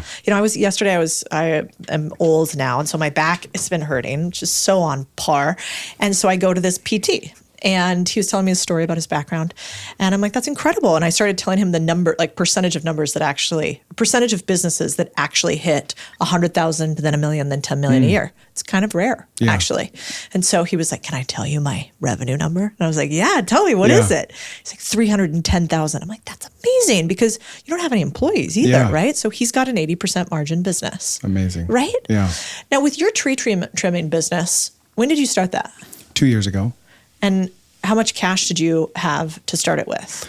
I had cash to start it with, but I grew up poor, right? And so I always like to say constraints equal creativity. And I've never been VC funded. I've tried to raise money. It's a lot harder than people think. And so I've been forced to be creative, right? And that's never left me. Now to this day, like, I can afford to do certain things, but I'm so cheap and or willing to be creative that I don't have to. So with the tree trimming business, I had a truck. I found a young, hungry entrepreneur that had just graduated from college, and I knew how to start it because I had helped a friend do it as a favor a couple of years prior. And so we didn't own a chainsaw. We still don't own a chainsaw. We just found subcontractors and subbed it all out to them. And so can you explain what that is, subcontractors, if people don't know? Yeah, so we just found tree trimming businesses that did the work themselves. And we just said, hey, we're going to quote $1,600 for this. What would you quote? $800. Okay, cool. We're just going to mark up all of your quotes to us 100%. And we'll take that margin. We'll bring you jobs. We'll keep you busy. Cool. Yeah, that's wild. And now how big is that business? Do you share the revenue numbers? Yeah, I mean, we're doing $500,000 a year. That's amazing. Yeah. And this is you and a kid who was in college? Yeah, he's the operating partner. And how old is he now? He's 23. Wow. Yeah, he had no experience in the industry. Interesting. Yeah. And do you think, what's the formula? So let's say somebody right now has no money, or they've lost all their money, and they want to go out and start a business. What is the formula that you need to be able to have a cash flowing business that you start? Yeah. Well, you can't have no money and pride. That doesn't work, right? So you have to be willing to work, and you have to be humble enough to go ask people for things or to go sell. If you have pride and you're broke at the same time, I don't know what to do for you, right? So the formula is to be curious about the world and to answer those questions you have about these potential opportunities immediately, right? You're familiar with habit stacking, right? If we want to do 20 push-ups every morning, we should probably do it right after we brush our teeth, because pairing those two habits together makes us more likely to do it. So I'm only kind of connecting the dots looking back. I didn't do this intentionally, but as I look back on why I've started so many things, it's because I genuinely love commerce, business, entrepreneurship. And so I'll go to a restaurant and wonder, man, how much are these guys doing? And then I'll answer that question immediately. I pair the habit of getting the question with the habit of answering it. And then that kind of trains me to act, to have a bias for action. And then if you stack that up over years, you end yourself having started 75 businesses, and it can get a little stressful, but it's very fun. That's okay. You could kill some babies, right? Yeah. Or sell them. That's my preferred method. That's right. God, I've started and bought so many businesses. And it's why we stopped saying how many businesses we own. Because I'm like, if I say 30 today, I know that 2 of those businesses I'm probably going to sell. Yep. I might close another one. And it started to feel like not very authentic. Yeah. And then also, it's not always a good thing to own 26 businesses. Yeah. It's probably better to own 1 or 3 that are way bigger I agree. than 26. So I was like, people think it's cool. I'm like, man, something's always going wrong. So it's not, just start with 1, just 1. So if, in that instance, I'm sort of curious, like you started this business with this guy. How did the guy like show that he was competent enough to be your operator? So if like somebody young is watching this and they're like, man, I want to go pitch Chris or Cody or whatever rich person I know on a business to start. Yep. What do I have to present in order for you to say, I'm going to give you 50% of this company? Yeah. I kind of regret what I'm about to say, but it's the truth.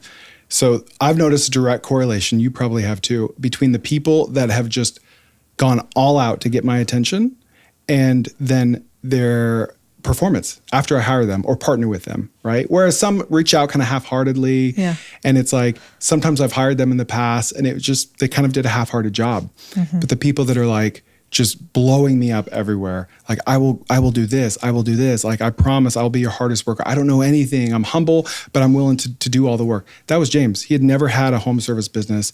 He had like flipped iPhones on Facebook Marketplace, but he was just hungry. And so I like to look for humility, gratitude, someone who's like, I'm just so grateful for this opportunity, and some sort of an entrepreneurial gene, right? Because I don't want to make them entrepreneurial. They have to have that. If they have those 3 things, then it's almost 100% certain they'll be successful. Yeah, I always loved the Munger quote where he says, if you're going to have a mistress, pick an old one because she'll be grateful for it. And I think that it's true of business partners too. He used to, describe Buffett as the best thing that we have in our partnership is we're both grateful for it. I think that's true in marriage. It's true in business. Absolutely. And so if you could optimize for intelligence, history, sophistication, or hunger and gratitude, go left, not right. Love that. Okay, so let's say that there's somebody listening who has 0 time on their hands. Maybe they actually have money, but they don't have time. What business would you tell them to do, or what would you tell them to start? That's a good question. I would say that they should start liquidating things. Buying things from like Costco Overstock. There's a half a dozen websites out there that sell pallets of returned items, defective items, or items that might be perfect. You just don't know. Like you could buy a pallet full of Blackstone grills for $100, right? So someone like that has some money to buy stuff like that, and it doesn't have a lot of time. They can start by selling a few things on the side, learning how it all works, and then partnering with someone like James, my business partner in the tree business, to do it for him. But I think it's very important that you don't outsource things too quickly. You really got to get in the weeds so you can recognize the weeds before you get out of the weeds, right? Yeah. Yeah, I do think it's really hard to hire well until you've done well. Yeah. And so first do good, then hire good. I think that's a really good point. Yeah, and you kind of have highlighted all these different businesses. I want to go over some of the best in the works. We actually took one of your ideas off of Twitter. We didn't give you enough credit for it. So we got an internet duel. But and we did it here in the office. Yeah. And we basically, the idea was, can you buy things off Facebook Marketplace and have AI do everything for you? And my too long didn't read at the end was like, no, like you got to, there's some human Still in the early. loop. Yeah. Yeah. But for people who are entrepreneurs and hungry, I think both you and I, it was like, this is wild. Yeah. Like once you start to play the game, you realize just that 20% off your stack is so valuable. Yeah. So if like right now you had to look at all the side hustles, all the businesses that exist, what do you think are the 3 best, most underrated side hustles? Okay. All right. So you say right now, I'm going to take that literally. So we're in August, and I came across this woman last year who decorates porches with pumpkins. Have you seen that? Oh, yeah, it's not because of you. Yeah. Yeah, the Dallas chick, wasn't she? Heather. We've since become friends. And she's making over $1 million a year just buying wholesale pumpkins from someone that anyone could Google and find a wholesale pumpkin supplier. Buys them by the truckload and decorates them on porches. And it's a beautiful business because it's so visual.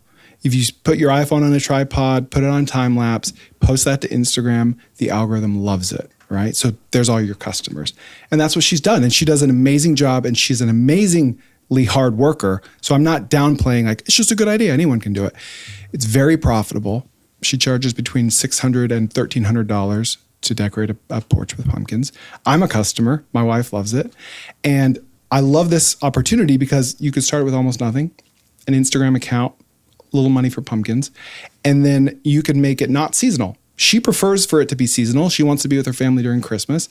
But there are people that do this for Christmas decorations. I talked to a guy in Pennsylvania that does it for front porch flower decorations. He charges a few $100s a quarter, and he'll swap out flowers every month. I'd pay for that. Yeah. And he's in Long Island. This stuff would work anywhere. And it's very visual. It goes viral very naturally.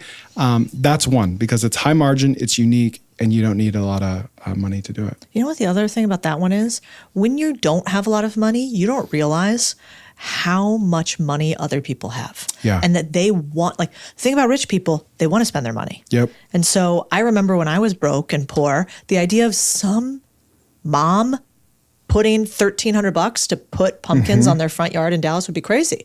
And then you drive in Highland Park and you're like, these bitches, they spend a lot more than $1,300, right? Yeah. Like Dallas decorations are another brand, but every state has city centers like that. Yep. So that's really smart. Okay, so first we're going front porch decoration. All right. So I met this guy in Utah that this is a business you could literally start with no money. And I mean that genuinely. As long as you have a friend with a truck or a trailer, and you have some humility, like we talked about, he goes on Facebook Marketplace and he buys washers and dryers, or he'll get them for free because people give them away all the time. They're moving, their lease ends tomorrow, they got to get it out, right? And then he goes back to Facebook Marketplace and rents them out for $100 to $200 a month to people that live in apartments, that have hookups, that don't want to buy it because they're afraid it's going to break. He rents them out, and he's making 6 figures a year. Working 5 hours a week. He has another company. He has an RV park. He's doing all kinds of stuff. This is just one of his businesses. But what's more approachable than that? Like, you're going to have to carry a washer upstairs. It's going to be hot. It's going to suck. You're going to have some that get stolen from you. But find me a business that doesn't have problems. Right? I'm still waiting for that one. Find me a job that doesn't have problems. Let's go low level. Okay, I like it. What do we think about the third one? I like also that there's one that like women are going to do. You're probably not decorating pumpkins on a porch. Your wife might though. Yeah. And then your wife is probably not schlepping big machines. Yep. But you might. Yep. Okay, what's our third? Okay, so HVAC companies. They have these service contracts, either commercial or residential, where they check in every 6 months, make sure everything is working. Part of that contract is they have to clean the coils on the outside of the units. That's just like a preventative maintenance. But that's a pain for them because you got to have water. You got to hook up water. You got to have chemicals. And it just doesn't go into their normal workflow. So this guy that I met, he owned a pressure washing company. He started doing that for HVAC companies and saying, I'll just do all your coil cleaning. And then he got a grocery store customer just by walking into the grocery store. Can I talk to the manager? Who does your coil cleaning? These guys, but they forget sometimes. They hate doing it. It's the worst part of their job. But that's another good framework, right? Find a business that does something, find the things that they hate doing, and just kind of unbundle that, right? So now this guy, his whole business is washing the coils outside of these grocery store HVAC units. And he says that he never loses a customer. It pays him, I think it's like $500,000-$600,000 a year in this random rural area that you would never think this opportunity exists. And he's like, this is my secret weapon. Like, and he's owned a bunch of businesses. He's like, this is the best business I've ever had. That's so interesting. You know what else is true also? You go up the ladder of entrepreneurship. And so when somebody's like, that's a terrible business, which I hear sometimes. I'm like, maybe for you, if you're making $1 million a year and you're a software engineer, probably not a great business for you. But like one of my favorite businesses back in the day was a podcast production studio. I bought part of it. It was great. It was a service business. Actually, the podcast production was all remote. So it was just like you ship in the video edits and they would edit for you, thumbnail, title, etc. So I owned part of that business, and then I sold it back to the owner at some point. People are like, why? If you're making a couple $100,000 a year in a business, why? It was just too small at that stage. And so, but for Jonathan, the guy who took it over, he still runs that business. He loves that business. Yeah. And he's really happy at the level. He actually doesn't want it to grow. He's like, $500K a year business, perfect. Like, I don't want anything else. And so I think people underestimate how there's like, not everybody has a size 10 shoe. You're probably, 12 and a half. what? You're tall. That's big. right. Yeah, it'd be kind of weird if you had a size 6, Yeah, you know? it'd be weird. Yeah, I can't let the internet know that if that was the case. It would roast you. Okay, let's talk about worse businesses. So if you like had no money again, or were just starting out, but we're going to save people decades of mistakes and hours, what are the businesses that you would never touch with a 10-foot pole? I'm going to talk about binary outcomes again. Okay. So, oh man, I had a third-party logistics business once. And basically e-commerce brands would come to us and we would store their products in a warehouse, pick, pack, and ship them out for them, right? We were doing $400,000 a month and not making any money. It was a miserable business because it did not have binary outcomes. So the business owner, our customer, was like so emotionally invested in his inventory. Hey, I did that big sale. Why haven't they shipped yet? Hey, these went to the wrong address. Hey, my inventory went stale because maybe it was food. Are you keeping track of these expiration dates? There were hundreds of things that could go wrong. And literally, if you click the wrong thing, you could ship 3,000 packages to 3,000 wrong homes. Ask me how I learned that, right? And those aren't our packages, which makes it even worse, right? Yeah. So we were making all this money top line, with no profit, losing money, right? It was not a binary outcome. It's not a simple business. We were competing with like Amazon. Who's going to do that? So anything, like I've started 75, 80 businesses. The common thread between all of them are just non-binary outcomes. Too complex, not simple. Yeah. Okay. So worst is 3PL. What's your second and third? Oh man, house cleaning. Interesting. Yeah. Why house cleaning? It was just a lot of ways to screw up. It was. I guess same thing. Yeah. There's a hair, you left a hair on the floor. Oof. Or you scuffed the baseboard. No, we didn't. That was there first. Like all for $150, you know? Yeah. Like there are businesses where that stuff is worth it. Yeah. Right? Where like those headaches are worth it. But if it's low ticket and complex, stay away. Yeah. Right. I agree with that. What's the third? Custom home building. Oh, yeah. Did you ever do that? Yeah. Well, I had a business partner that was a custom home builder and he branched off and we started starting one together. And that was like headache to the extreme, right? On one hand, you have a homeowner that's putting their life savings in something that they're going to live in forever. These were nice homes. And on our side, we had permit issues, weather issues, subcontractor issues, insurance issues, so many things that could go wrong. And I've built a custom home for myself. I've been on both sides of it. Stay away. Like high ticket, but even at like $1 million home, it's just not worth it. What price point home do you think it starts becoming worth it?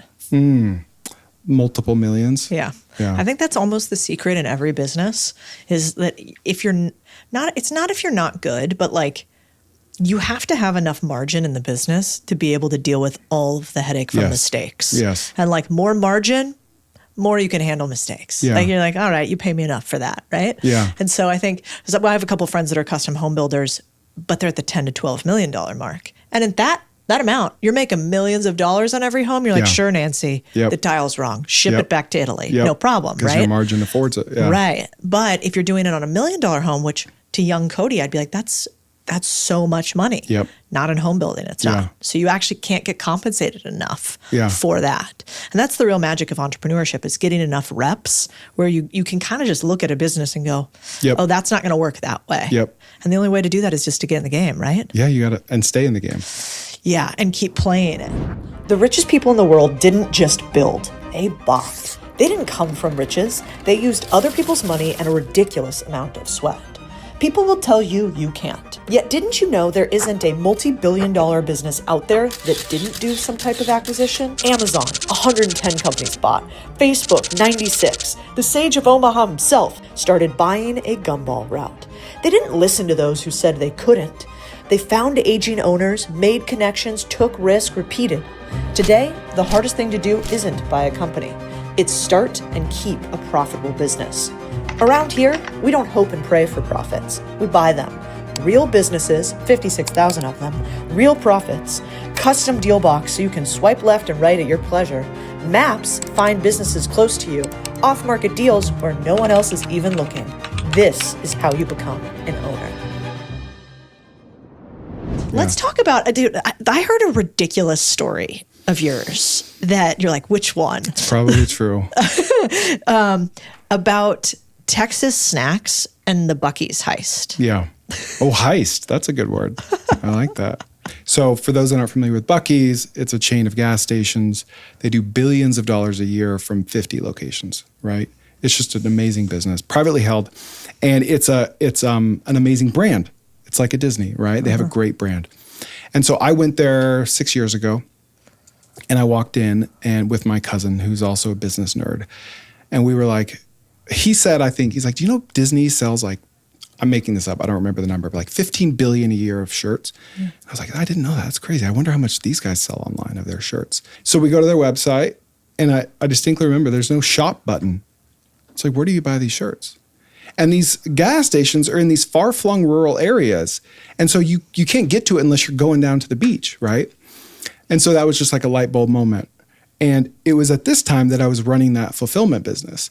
And so we thought, wow, we need to get them as a customer. And instead of just like fulfilling their products, we're going to bring them online and fulfill their products. This could be a white whale for us, right? So I start reaching out to the executive team. No response. So we're like, what if we just try to get their attention by launching the business for them, and then just cold emailing reporters and saying, Buc-ee's won't answer us, so we're going to launch this business for them. Good. Yeah. And his first question is like, Chris, we're going to get sued. And I was like, that's going to be a good story though. Right? If we get sued, then we can just say, okay, leave me alone. I'm done. Exactly. I'm done. But I was like, but what if we don't get sued? It could be a big business. It could be a big partnership. It could be tens of millions of dollars. Who knows? And so my business partner and I, we bought one of everything from the store near my house. It cost about $3,000. I hired a photographer for $200. We took pictures of everything in their store, put it on a website, cold emailed reporters and said, we want to get Buc-ee's attention. So we're selling everything that they own online for them. And they said, that's a great story. We had a dozen news outlets write about us, and we went viral and did $200,000 of sales in our first month. And we do millions of dollars a year now, 5 years later. You're still doing it today? Yeah. It's a great business. I bet. So you're the one responsible for all the Buc-ee's merch I now see all over the country. That's right. We don't have like an official partnership with them, but we have an understanding, and they support us. They help us buy it in bulk, but we just resell it. We go to one of their stores, we load up a box truck full of pallets, bring it back to our warehouse, and sell it online, ship it all over the world. That is insane. Yeah. So you're not even actually their like licensed provider? Nope. That's so Texas. Yeah. I love that. They're Very like, Texas. yeah, fuck it. You're going to buy it at a full price. Go ahead, man. Yep. Oh my God, that's so good. I like doing things where like worst case is a good story, Yeah. because most people don't have good stories, right? That's such a good way to think about it. Yeah. Because that is the game of entrepreneurship. Do it for the story. Someone put that on a t-shirt. Do it for the story. Yeah. I think the kids say do it for the plot. I think that's Sure. what the Gen Zers say today. That's what my non-Gen Zers in this room say. But they, I think you're right. You know, a lot of times, I'm sure you get asked this question too. Well, I want to create content and be on the internet. So what do I talk about? I'm like, if you want to be interesting, you got to do interesting shit. Yeah. So before you get online and like try to talk about a bunch of stuff you haven't done, go do the thing. Yeah. Because you're not suffering from stories. Right. Why? Because you're Yeah. doing wild things Yeah. all the time. Yeah, I'm trying really hard to get one of our portfolio companies, Pinks, and they're a window cleaning company. Mm-hmm. They have an incredible brand. And I'm trying to get them, I'm like, all the dudes are good looking, right? They're like good looking, young, wholesome guys. I'm like, we need a sudsy calendar. Like, I think that's it a great would idea. kill it. You know what I should Yeah. do? Do their photos without their permission and put it on the You internet. should. You should. I'm going to say, Chris, maybe do it. But I laughed with them because, you know, we're moving into commercial. So they do a lot more commercial work now, but they do a lot of residential. And that usually goes through the lady of the house. Yeah. And there's this like idea of a cute pool boy that's already been created in the zeitgeist, right? You don't exactly go, God, my window cleaner was a real looker yesterday. Yeah. That's not like a thing. But with this company, you kind of do. So we've played into it slightly with the marketing, and it's funny and it's cute. Yeah. And most of these guys are like Christian, married, super wholesome, but they do it for the plot. They like don't take themselves that serious. Yeah. And so the two founders, you know, you have like, I don't know, 170 locations or something now. And their one business does $3 million a year, just like their Austin-based business. But they're doing kick flips and, you know, putting ridiculous thing in their Instagram because they don't have a lot of ego about Yeah, it. yeah. They're not too precious, and they do it for the plot. Do it for the so story. good. All right. Somebody make a shirt for Chris. Do it. Yeah. Do it for this. We'll wear it on the podcast.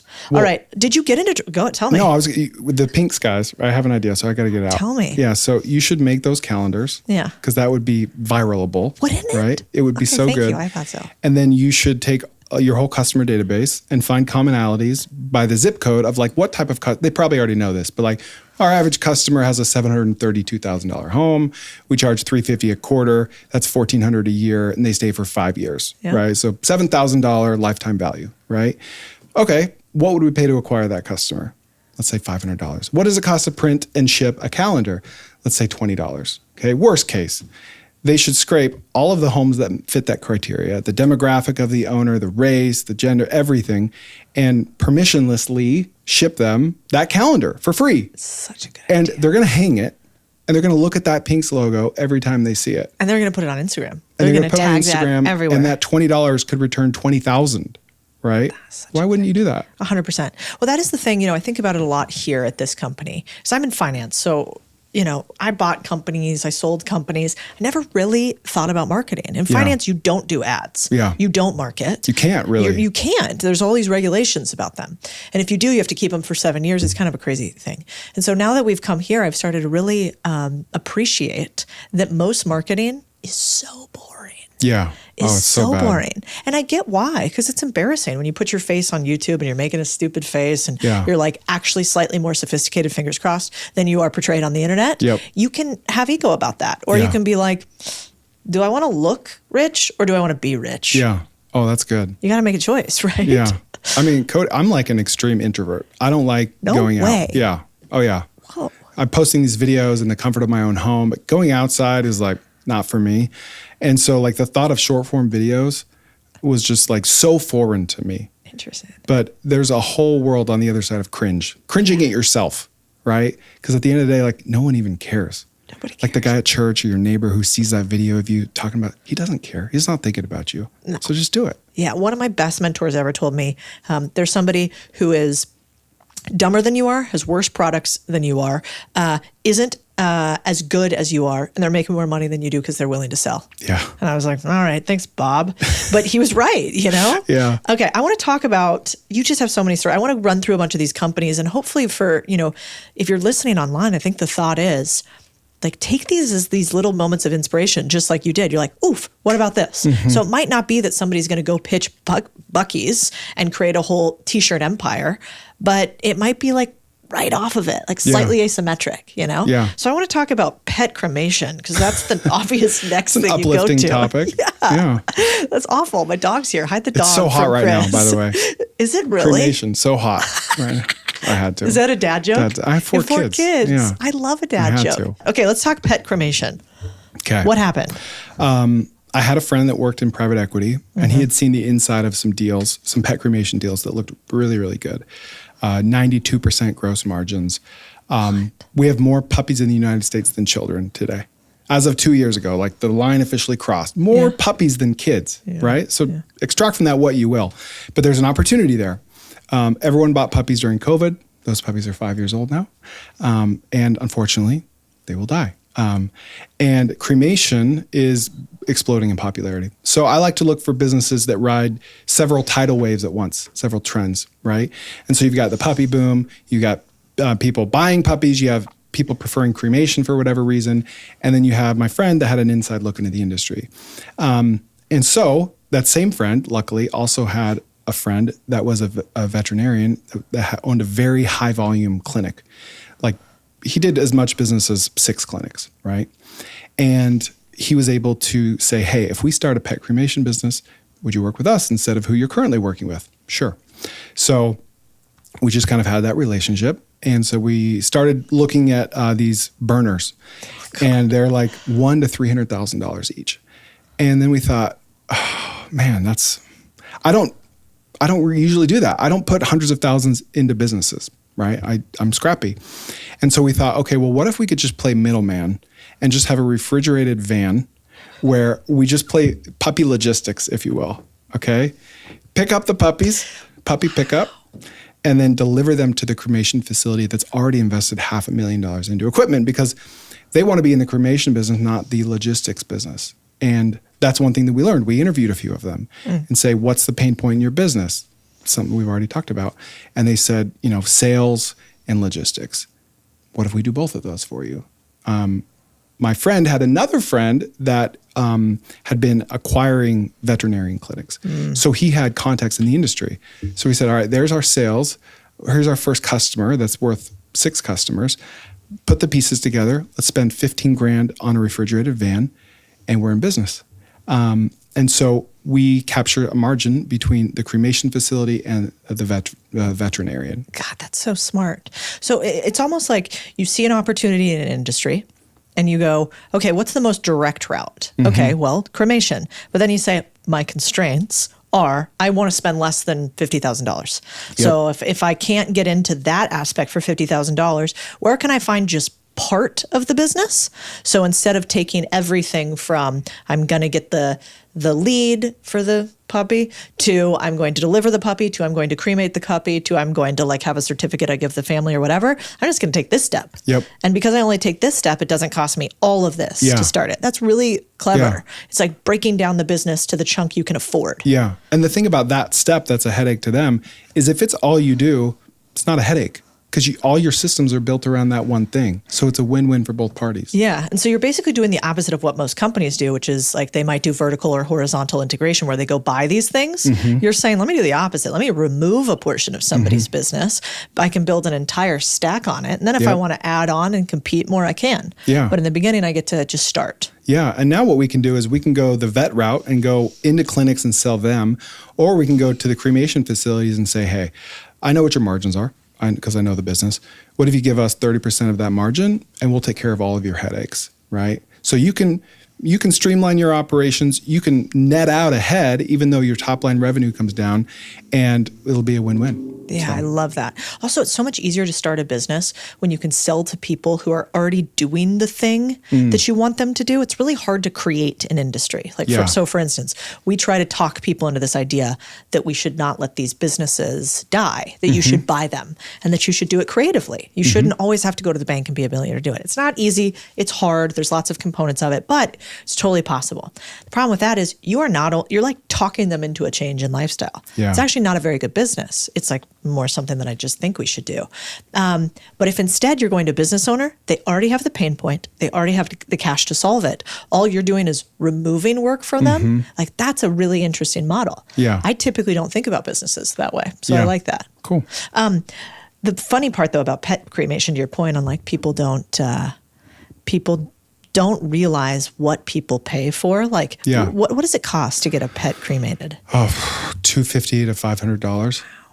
God, my dad's going to kill me for this story, but when my favorite dog died, he was obsessed with the dump truck. Like, you know how the trash truck, the dogs and shit. And so he died, and his name was Elvis. He was this amazing little Cocker Spaniel. And so, my dad told me, and so I came by the next day. I'm like, well, where's Elvis buried? What happened? And he's like, oh no, I took him to his favorite spot. And I'm like, what do you mean by that? What does that mean? Yeah, and he just put him in a bag and gave him to the dump truck. And I was like, I think that's illegal. I think that's right. He was like, he would be thrilled. He'd be barking happily all the way to the dump, his favorite You're place. You're just staring into the abyss. Oh, I just was. I know. It's such a, we're Latino. They don't understand things like cremating a dog for $500. That's not part of the equation. Okay, let's talk about RV parks. So I think a lot of people are interested in this idea of, I call them low people businesses, vending machines, laundromats, car washes, RV parks. All of them have a version of the business that could be low people. Then they have a very high people version of it. You own a bunch of RV parks and got into it. How did you get into that business? Break down the economics of it. What's most interesting about it? Yeah. So, and I've done both ends of that. Small RV parks with no employees and large RV parks with a lot of employees. So I was buying single family homes back in college. And then I moved to Texas and I met some guys they owned hundreds of single family homes, but they had just been introduced to mobile home and RV parks. And they basically said, Chris, you've got to look at this. Instead of having 12 homes across a metroplex in 2 hours, you can have 12 homes all on the same 2 acres, and each one of them is more profitable than those, and it costs a third as much as all of the single family homes. So you have the efficiencies of them being all right there. It's the lowest form of affordable housing, so it's recession resistant, and they're easier to manage. And you don't have to maintain the unit. The tenant owns the unit, so you just own the land. So I'm like, why do people even buy single family homes? Like, I don't understand. Is this like the world's best kept secret? And so we partnered up and we started buying these small RV and mobile home parks across Texas and Oklahoma, 10 to 70 pad sites. No amenities, mostly long-term tenants, and where the tenants own either the RV or the mobile home, and we just maintain the infrastructure. And we did that for 2.5, 3 years. What would each one cost you to buy those? Yeah, so parks? Between $100,000 and $1.5 million. Wow. And what kind of margins are you making on that? Like, how much money are you getting in your pocket from that? It's like 30 to 60% cash on cash returns. Yeah, that's wild. It's insane. Does that still exist today, or has a lot of that? It does. No, it does. Yeah. Because a lot of people say those days are over. Yeah. You can't find X business like that, Y business like that. Is that true? And if it's not true, then why can you still find those? Why are people not buying them up? So the founder of 1-800-GOT-JUNK has a quote that I love. And he says that as long as pianos weigh 800 pounds, we're going to be in business, right? And so as long as RV parks are ugly and forgotten and hard, or at least they seem to be hard, there's going to be an opportunity there. Yeah. I've been saying since 2018, since I've been in the business, like, oh, private equity, they're coming. And they're coming after the $10 million parks. Yeah. But private equity doesn't care about $100,000 or $1 million or $3 million park. No. So there's opportunity there. Yeah, it's the same with buying businesses. Yeah. They literally, if you want to sell your $3 million business that has 30% margins, it's hard. Yeah. It's super hard. And now we know we own like the biggest, depending on how you do it, let's call it the second biggest behind business buy sell marketplace for small businesses. And man, there's so many good deals on there that nobody's buying. Yeah. And we're getting like 10 to 12 new listings every single week. And we've only been around for a year. And some of these businesses, it's like a business that does $160,000 in revenue a year. Let's call it $50,000 in profit. And they want to sell it for $50,000. Yep. So it's all around. What about, actually, let's do this really quick. So somebody's listening and they're like, I would love to own. Like, I would love to just feel like an owner of a business and buy a mobile home park for $100,000 to $200,000 and like get there. What would be the couple things you'd tell them? Don't buy mobile home parks unless you do this. Oh, that's easy. Wastewater treatment plants. I don't know if most people never heard that phrase, but a lot of parks treat their own wastewater on site. And that is like major red flag. You could get shut down by the government, like stay far away. A lot of the best deals you'll see have those for that reason. So stay away from that. You want to think of a barbell. On one end of the barbell, you have no amenities. I did that 7 years ago. It was great. That means you don't have to have a manager. You could manage, one person remotely could manage a half a dozen parks, as long as he's on site every quarter or so. And then on the other end of the barbell, you have amenity rich. Pool, pickleball, horseshoes, you name it, water slides, everything. That's a great place to be. That's what I'm doing today. I'm a partner in a fund, and those are the parks we buy. Hundreds of pad sites near national and state parks. It's harder, but bigger, and bigger numbers, right? Yeah. You don't want to be in the middle. If you buy a park with a pool and that's it, then your insurance is much higher. You need someone to be there, and they're only there for the pool. You don't want a kid to drown, right? Yeah.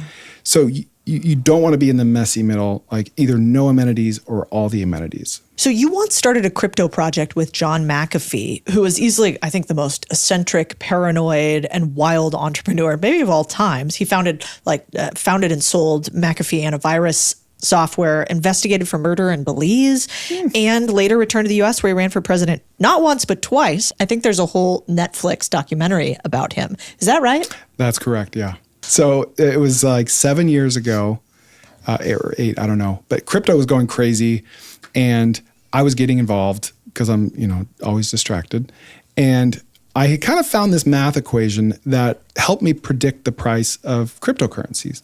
And it was very simple. Here's the whole secret, okay? I found a way to measure how much hype cryptocurrency had. How many people were talking about it on Twitter, Reddit, Facebook. And I put that into a number from 1 to 100. And then I used public websites to find out the market cap of the cryptocurrency, how much it was worth.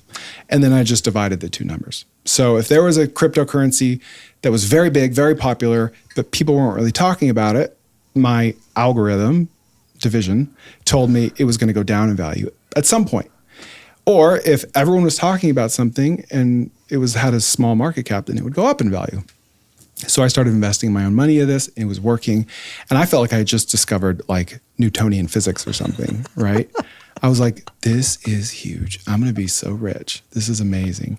But this was like years before I ever started publishing content. I had no following, no audience, no rich friends, nothing. And so I thought, who's the biggest name in crypto? John McAfee. He had like 1 million Twitter followers at the time. And for better or worse, he was the biggest name in crypto. And so I thought, if I could just skip the line, right? Constraints equal creativity. If I could just partner with him and get him to buy into this vision that this works, then I could do something with this equation, build a community or sell access to it for a monthly fee or raise a fund and invest the fund's money into it. I got to get his attention. Problem is that he founded a security company. He's very private. He lives on a compound with bodyguards. So I started guessing his email address because I couldn't even find his email, which is pretty easy to do. I couldn't find his. So I'm trying like jm@mcafee.com, John@McAfee, John, and it was just bounce back. Finally, I had a notification. It was opened. I'm like, okay, I found it. He didn't respond, but I found it. So then I just start blowing him up. John, I'm really onto something here. Some guy in Texas, he doesn't know who I am. I'm nobody.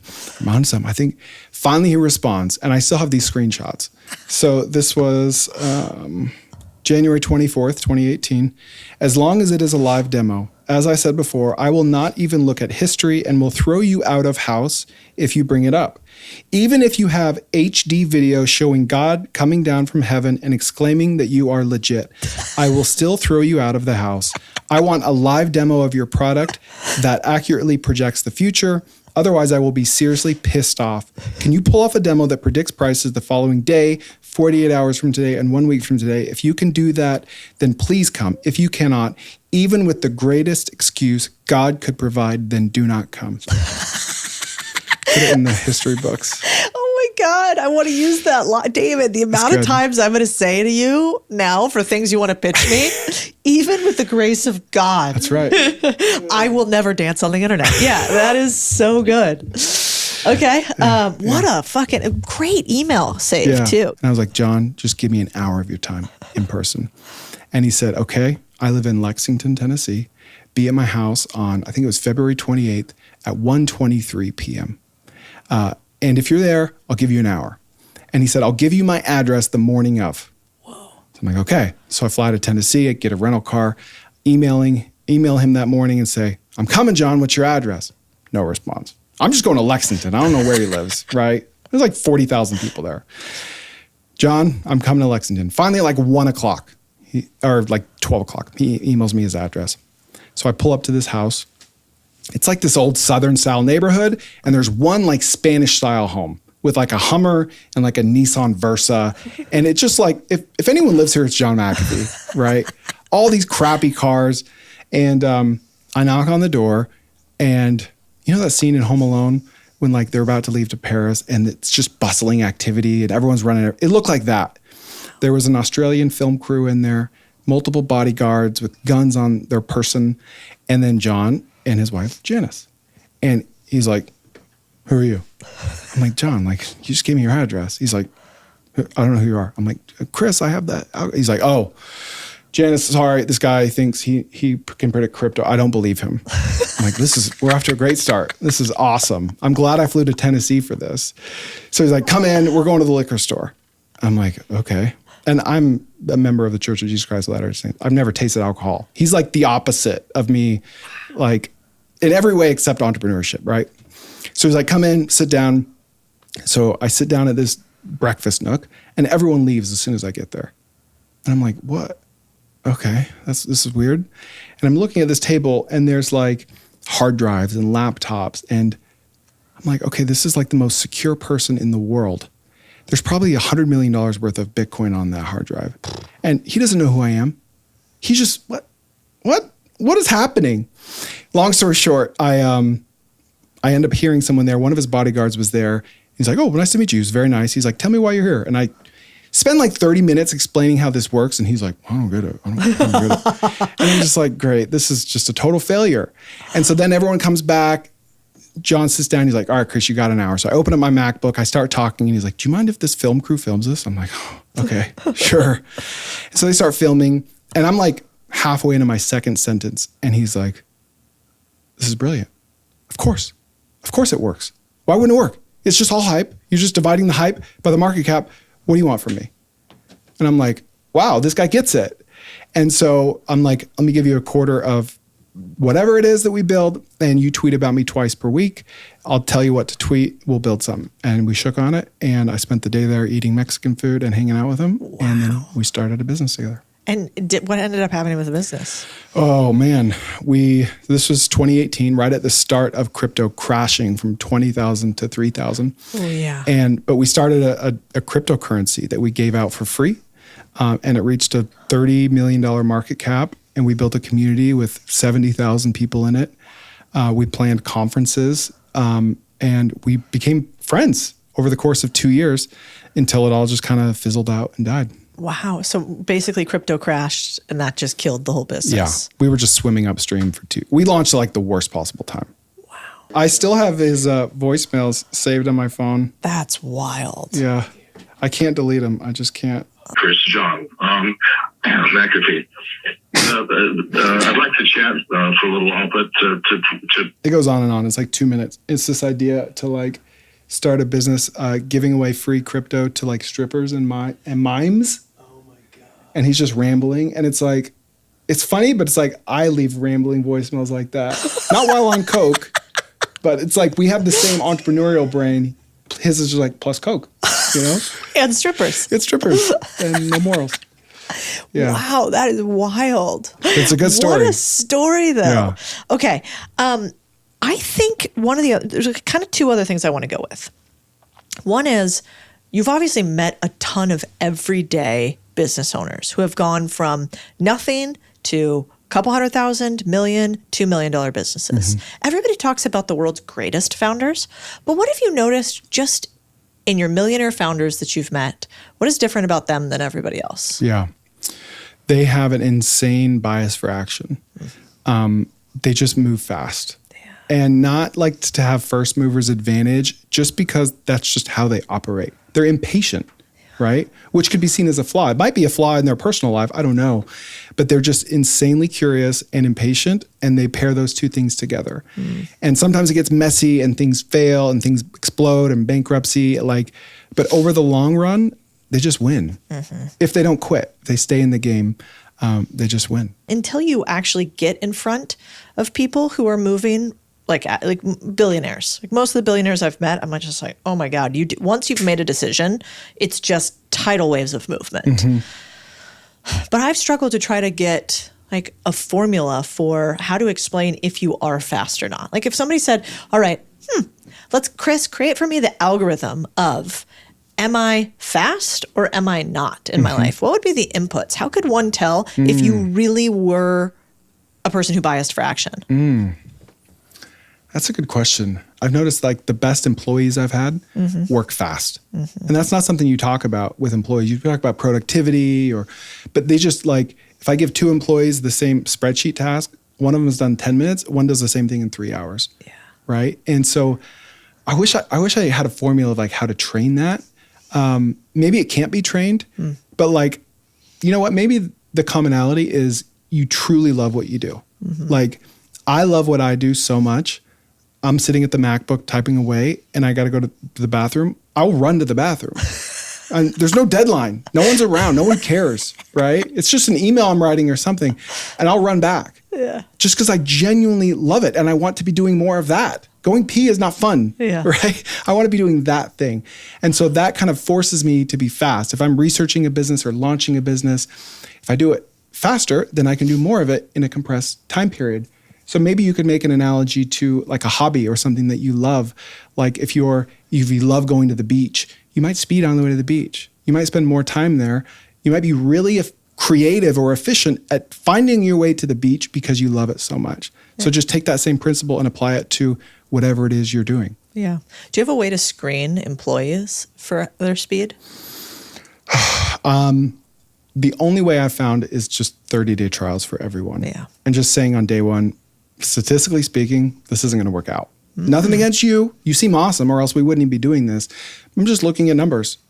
30% chance this works out. So on day 30, let's put it on the calendar right now. We're going to have a talk. No hard feelings. It just probably won't work out. And if it's the right person, that conversation will put a chip on their shoulder, right? Because that chip can be very heavy. And some people get that. Some people just don't have that gene. It offends them and it drives them, like it becomes a self-fulfilling prophecy and they don't work out. Some people are like, oh, okay, we'll see. I'll be in that 30%. And that's the guy or girl that I want. Yeah, did somebody ever do that to you? Oh, everything I've done is because of some stupid comment that someone made, or like it's chips on my shoulder. Like it's everything. I'm sure you could. I'm the same way. You could refer to everybody says like, don't build angry. I'm like, wrong. Yeah. Like there's no greater fuel Yeah. than being a little pissed off. Yeah. Oh yeah. I mean, and if you're religious, talk about like righteous fury, like that is a real thing. Yeah. And, you don't build the irrational thing that is a big business because you're like, I kind of don't care. Yeah. I just feel nothing. Yeah. And I like stumbled my way into this business. I just don't believe that. Yeah. I think you have to build it through like a force of will that is unreasonable. Yes. And that often comes from being really pissed that something doesn't already exist. Yeah. And so, I'm not the right person to talk to about like work-life balance or, being really reasonable on everything. I'm like, no, we got one life. And at the end of the day, I want to be able to say we made an impact. And if you enjoy it, then, right? Yeah. Like as much as I love my mom, I love you, Mom, but I didn't become successful because she believed in me so much, right? I'm glad that she did. I believe in my kids. I became successful because some stupid guy in college is like, you're not going to do it. You're not going to make it. And that guy probably doesn't even remember that I exist. It's so silly. Yeah. But if you're able to harness it, then it's not silly. Yeah. I used to I have like a little screen. I bet I still have the screenshot from when I was in finance. I was a partner at a finance company.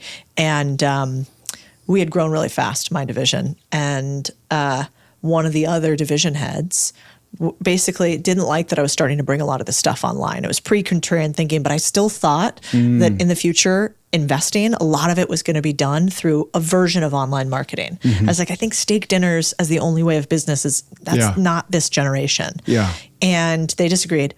And so I remember he sent me an email. I think he was a little liquored up. It was like late at night. And the email said, I hope you gained more followers today because you've dumbed down our business. Oh, wow. And I remember being like... You probably remember exactly where you were when you read that email. Yeah, I remember where I was. I remember how I felt. And I remember being like, thanks, man. I needed that. Yeah. Yeah. And so like, be really careful, I think, also with like the fuel you put into other people. Yeah. Because you might not realize enemies can be powerful too. Yeah. And so, I've learned that lesson also. Let's talk about that for a second. Like, you've done 75 businesses. You have to have gotten lied to, cheated, defrauded. Like, what's the worst thing that's ever happened to you in entrepreneurship? Man, we could have 4 hours of conversation. Like, I call it like surface area for fraud, surface area for scams, trials, business partnership fallouts. I've had like 15 business partners. I could tell so many stories, but the worst one ever was I was building a business with a couple partners, and we had a $50 million opportunity on the table. We had a term sheet, and it was significantly better than we thought we would get. And this was life-changing money for all of us.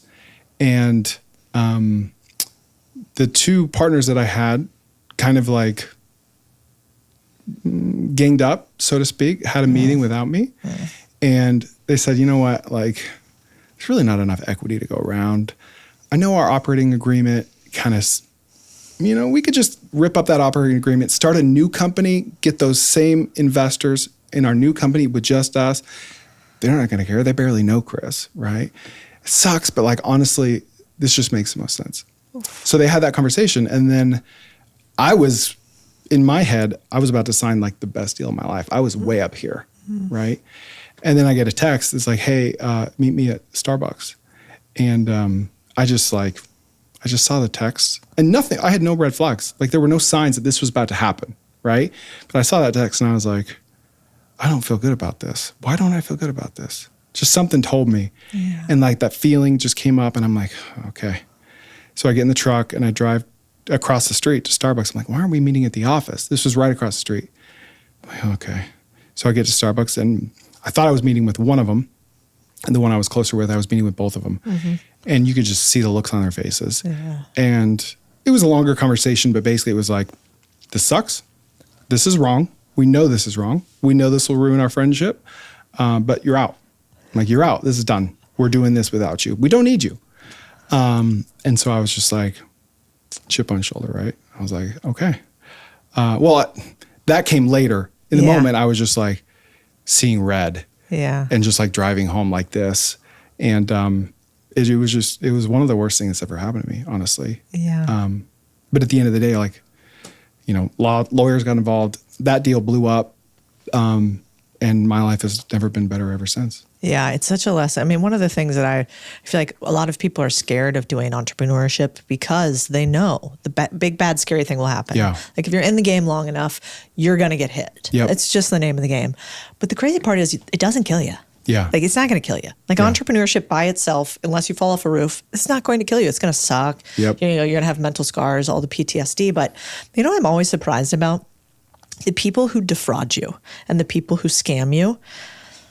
Like we had this guy who like Chris and I, my husband Chris, were like really close to. Like met his kid and like been in his house and like knew the guy. And I thought we were buddies, but I was on the internet a little bit by then. This was like kind of at the beginning of me being on the internet. Mm-hmm. And the guy was formerly in secret agency world. And so I knew, like, obviously those people understand manipulation. Like, they know how to come after you. Mm-hmm. But I just never would imagine being targeted, you know? That was like a foreign thing to me. Yeah. But what happens in entrepreneurship is you do get targeted, actually, all the time. Sometimes, like, big manipulation, sometimes little. And the one that stuck with me the most was not the most money. It was only a couple $100,000 that he defrauded us from. But it was that somebody could come after you with that intent. Mm-hmm. Somebody could steal from you so intensely, and the whole time you think you're friends. Yeah. And I think with business, what it really starts to teach you is that partnerships should be like few and far between. Oh, yeah. Or really set with a lot of expectations. And you've got to expect that you're going to have a breakup. Yeah.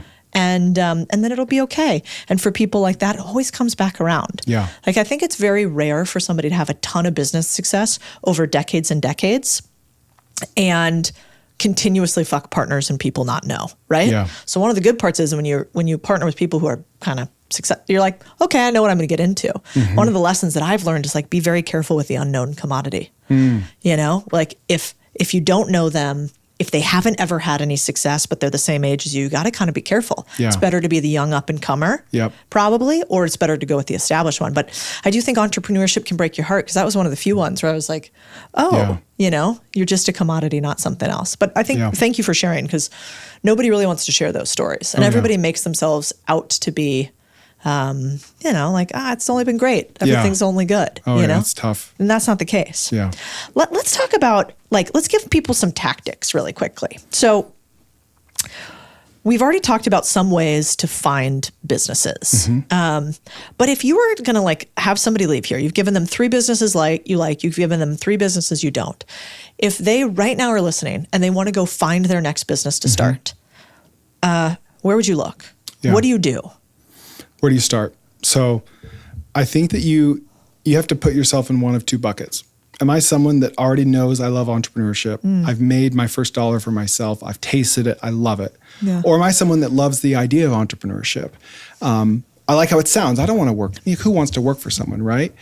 Some of those people end up trying it and they don't like it, right? So step 1 is figure out what bucket you're in, right? And then answer that question for yourself. Like, go gather things around your house that are just sitting around, sell them on Facebook Marketplace, see how it feels.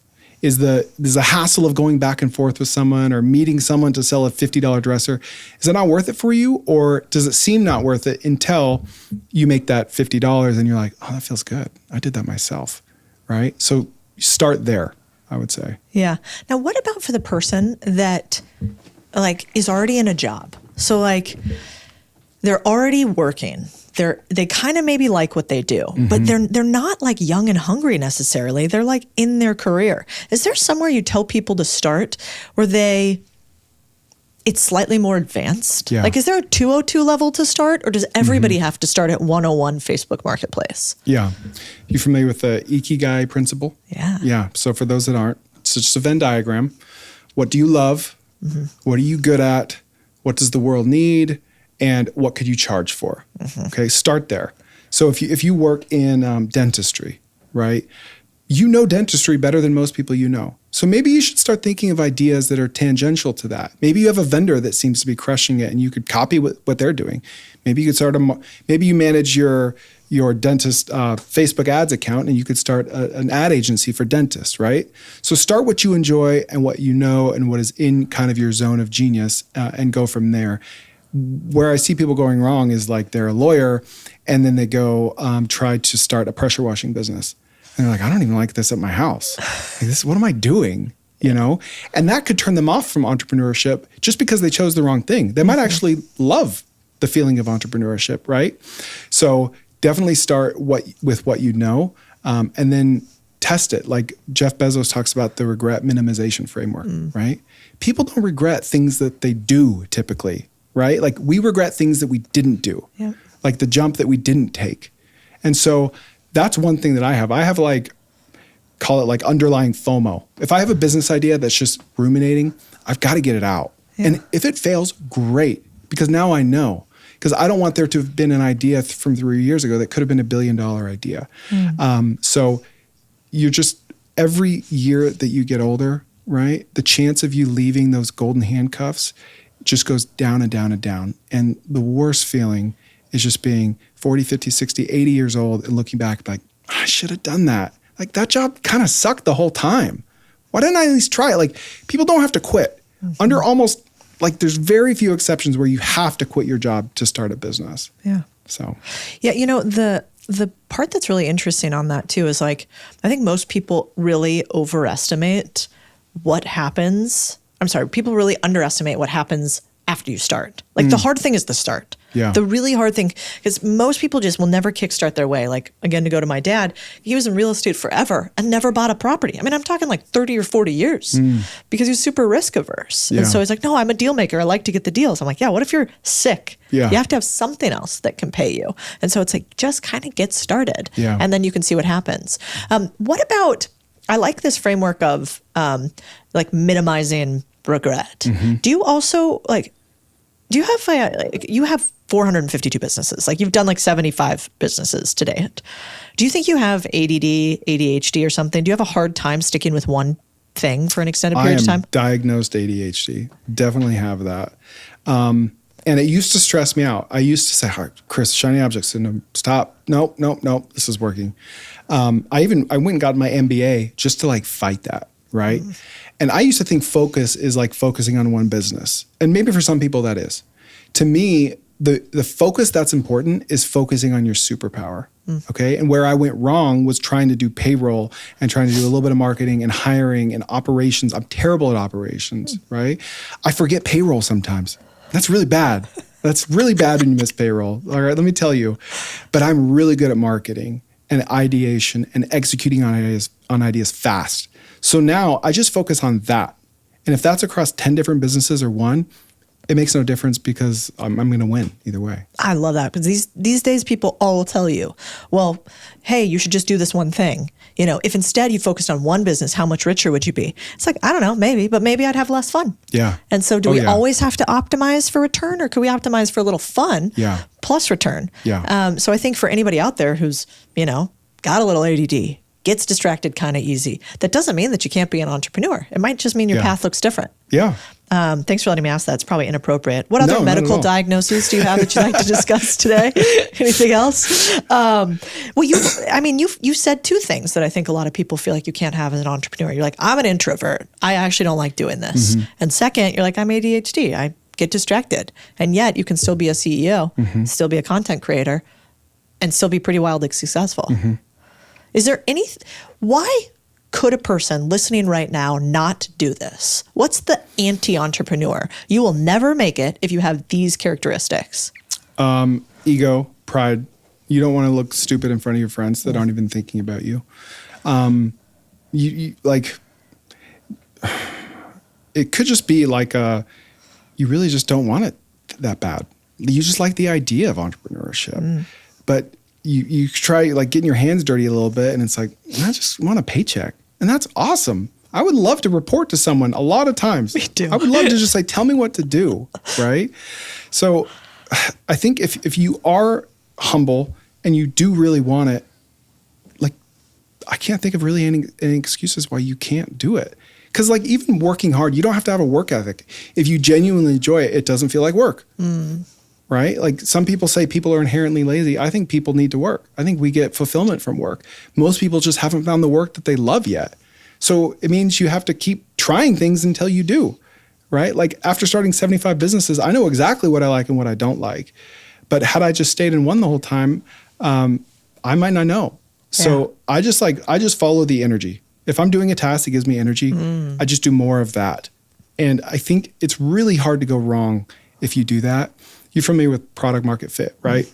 It's just like the concept that your product or service, there's a big market for it, and you know it's there because you're just like staying up all night fulfilling orders. Like there's so much demand for this.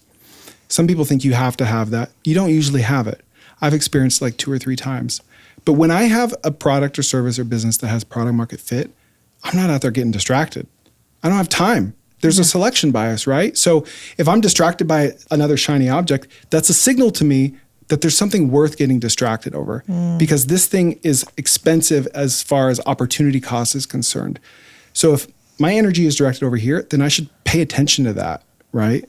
Yeah, it's a really good point. It's a very fair point too.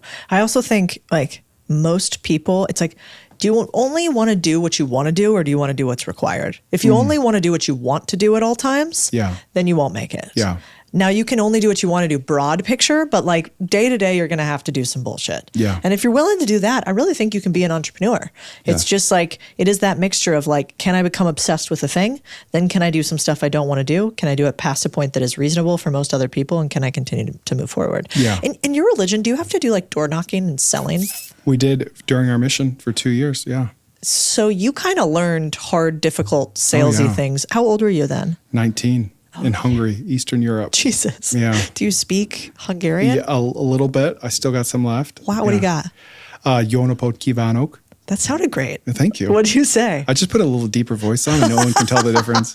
I just said, how are you? Hello, how are you? Wild. Yeah. And so do you think a lot of your entrepreneurial chops come from doing hard things like that really young? Oh, 100%.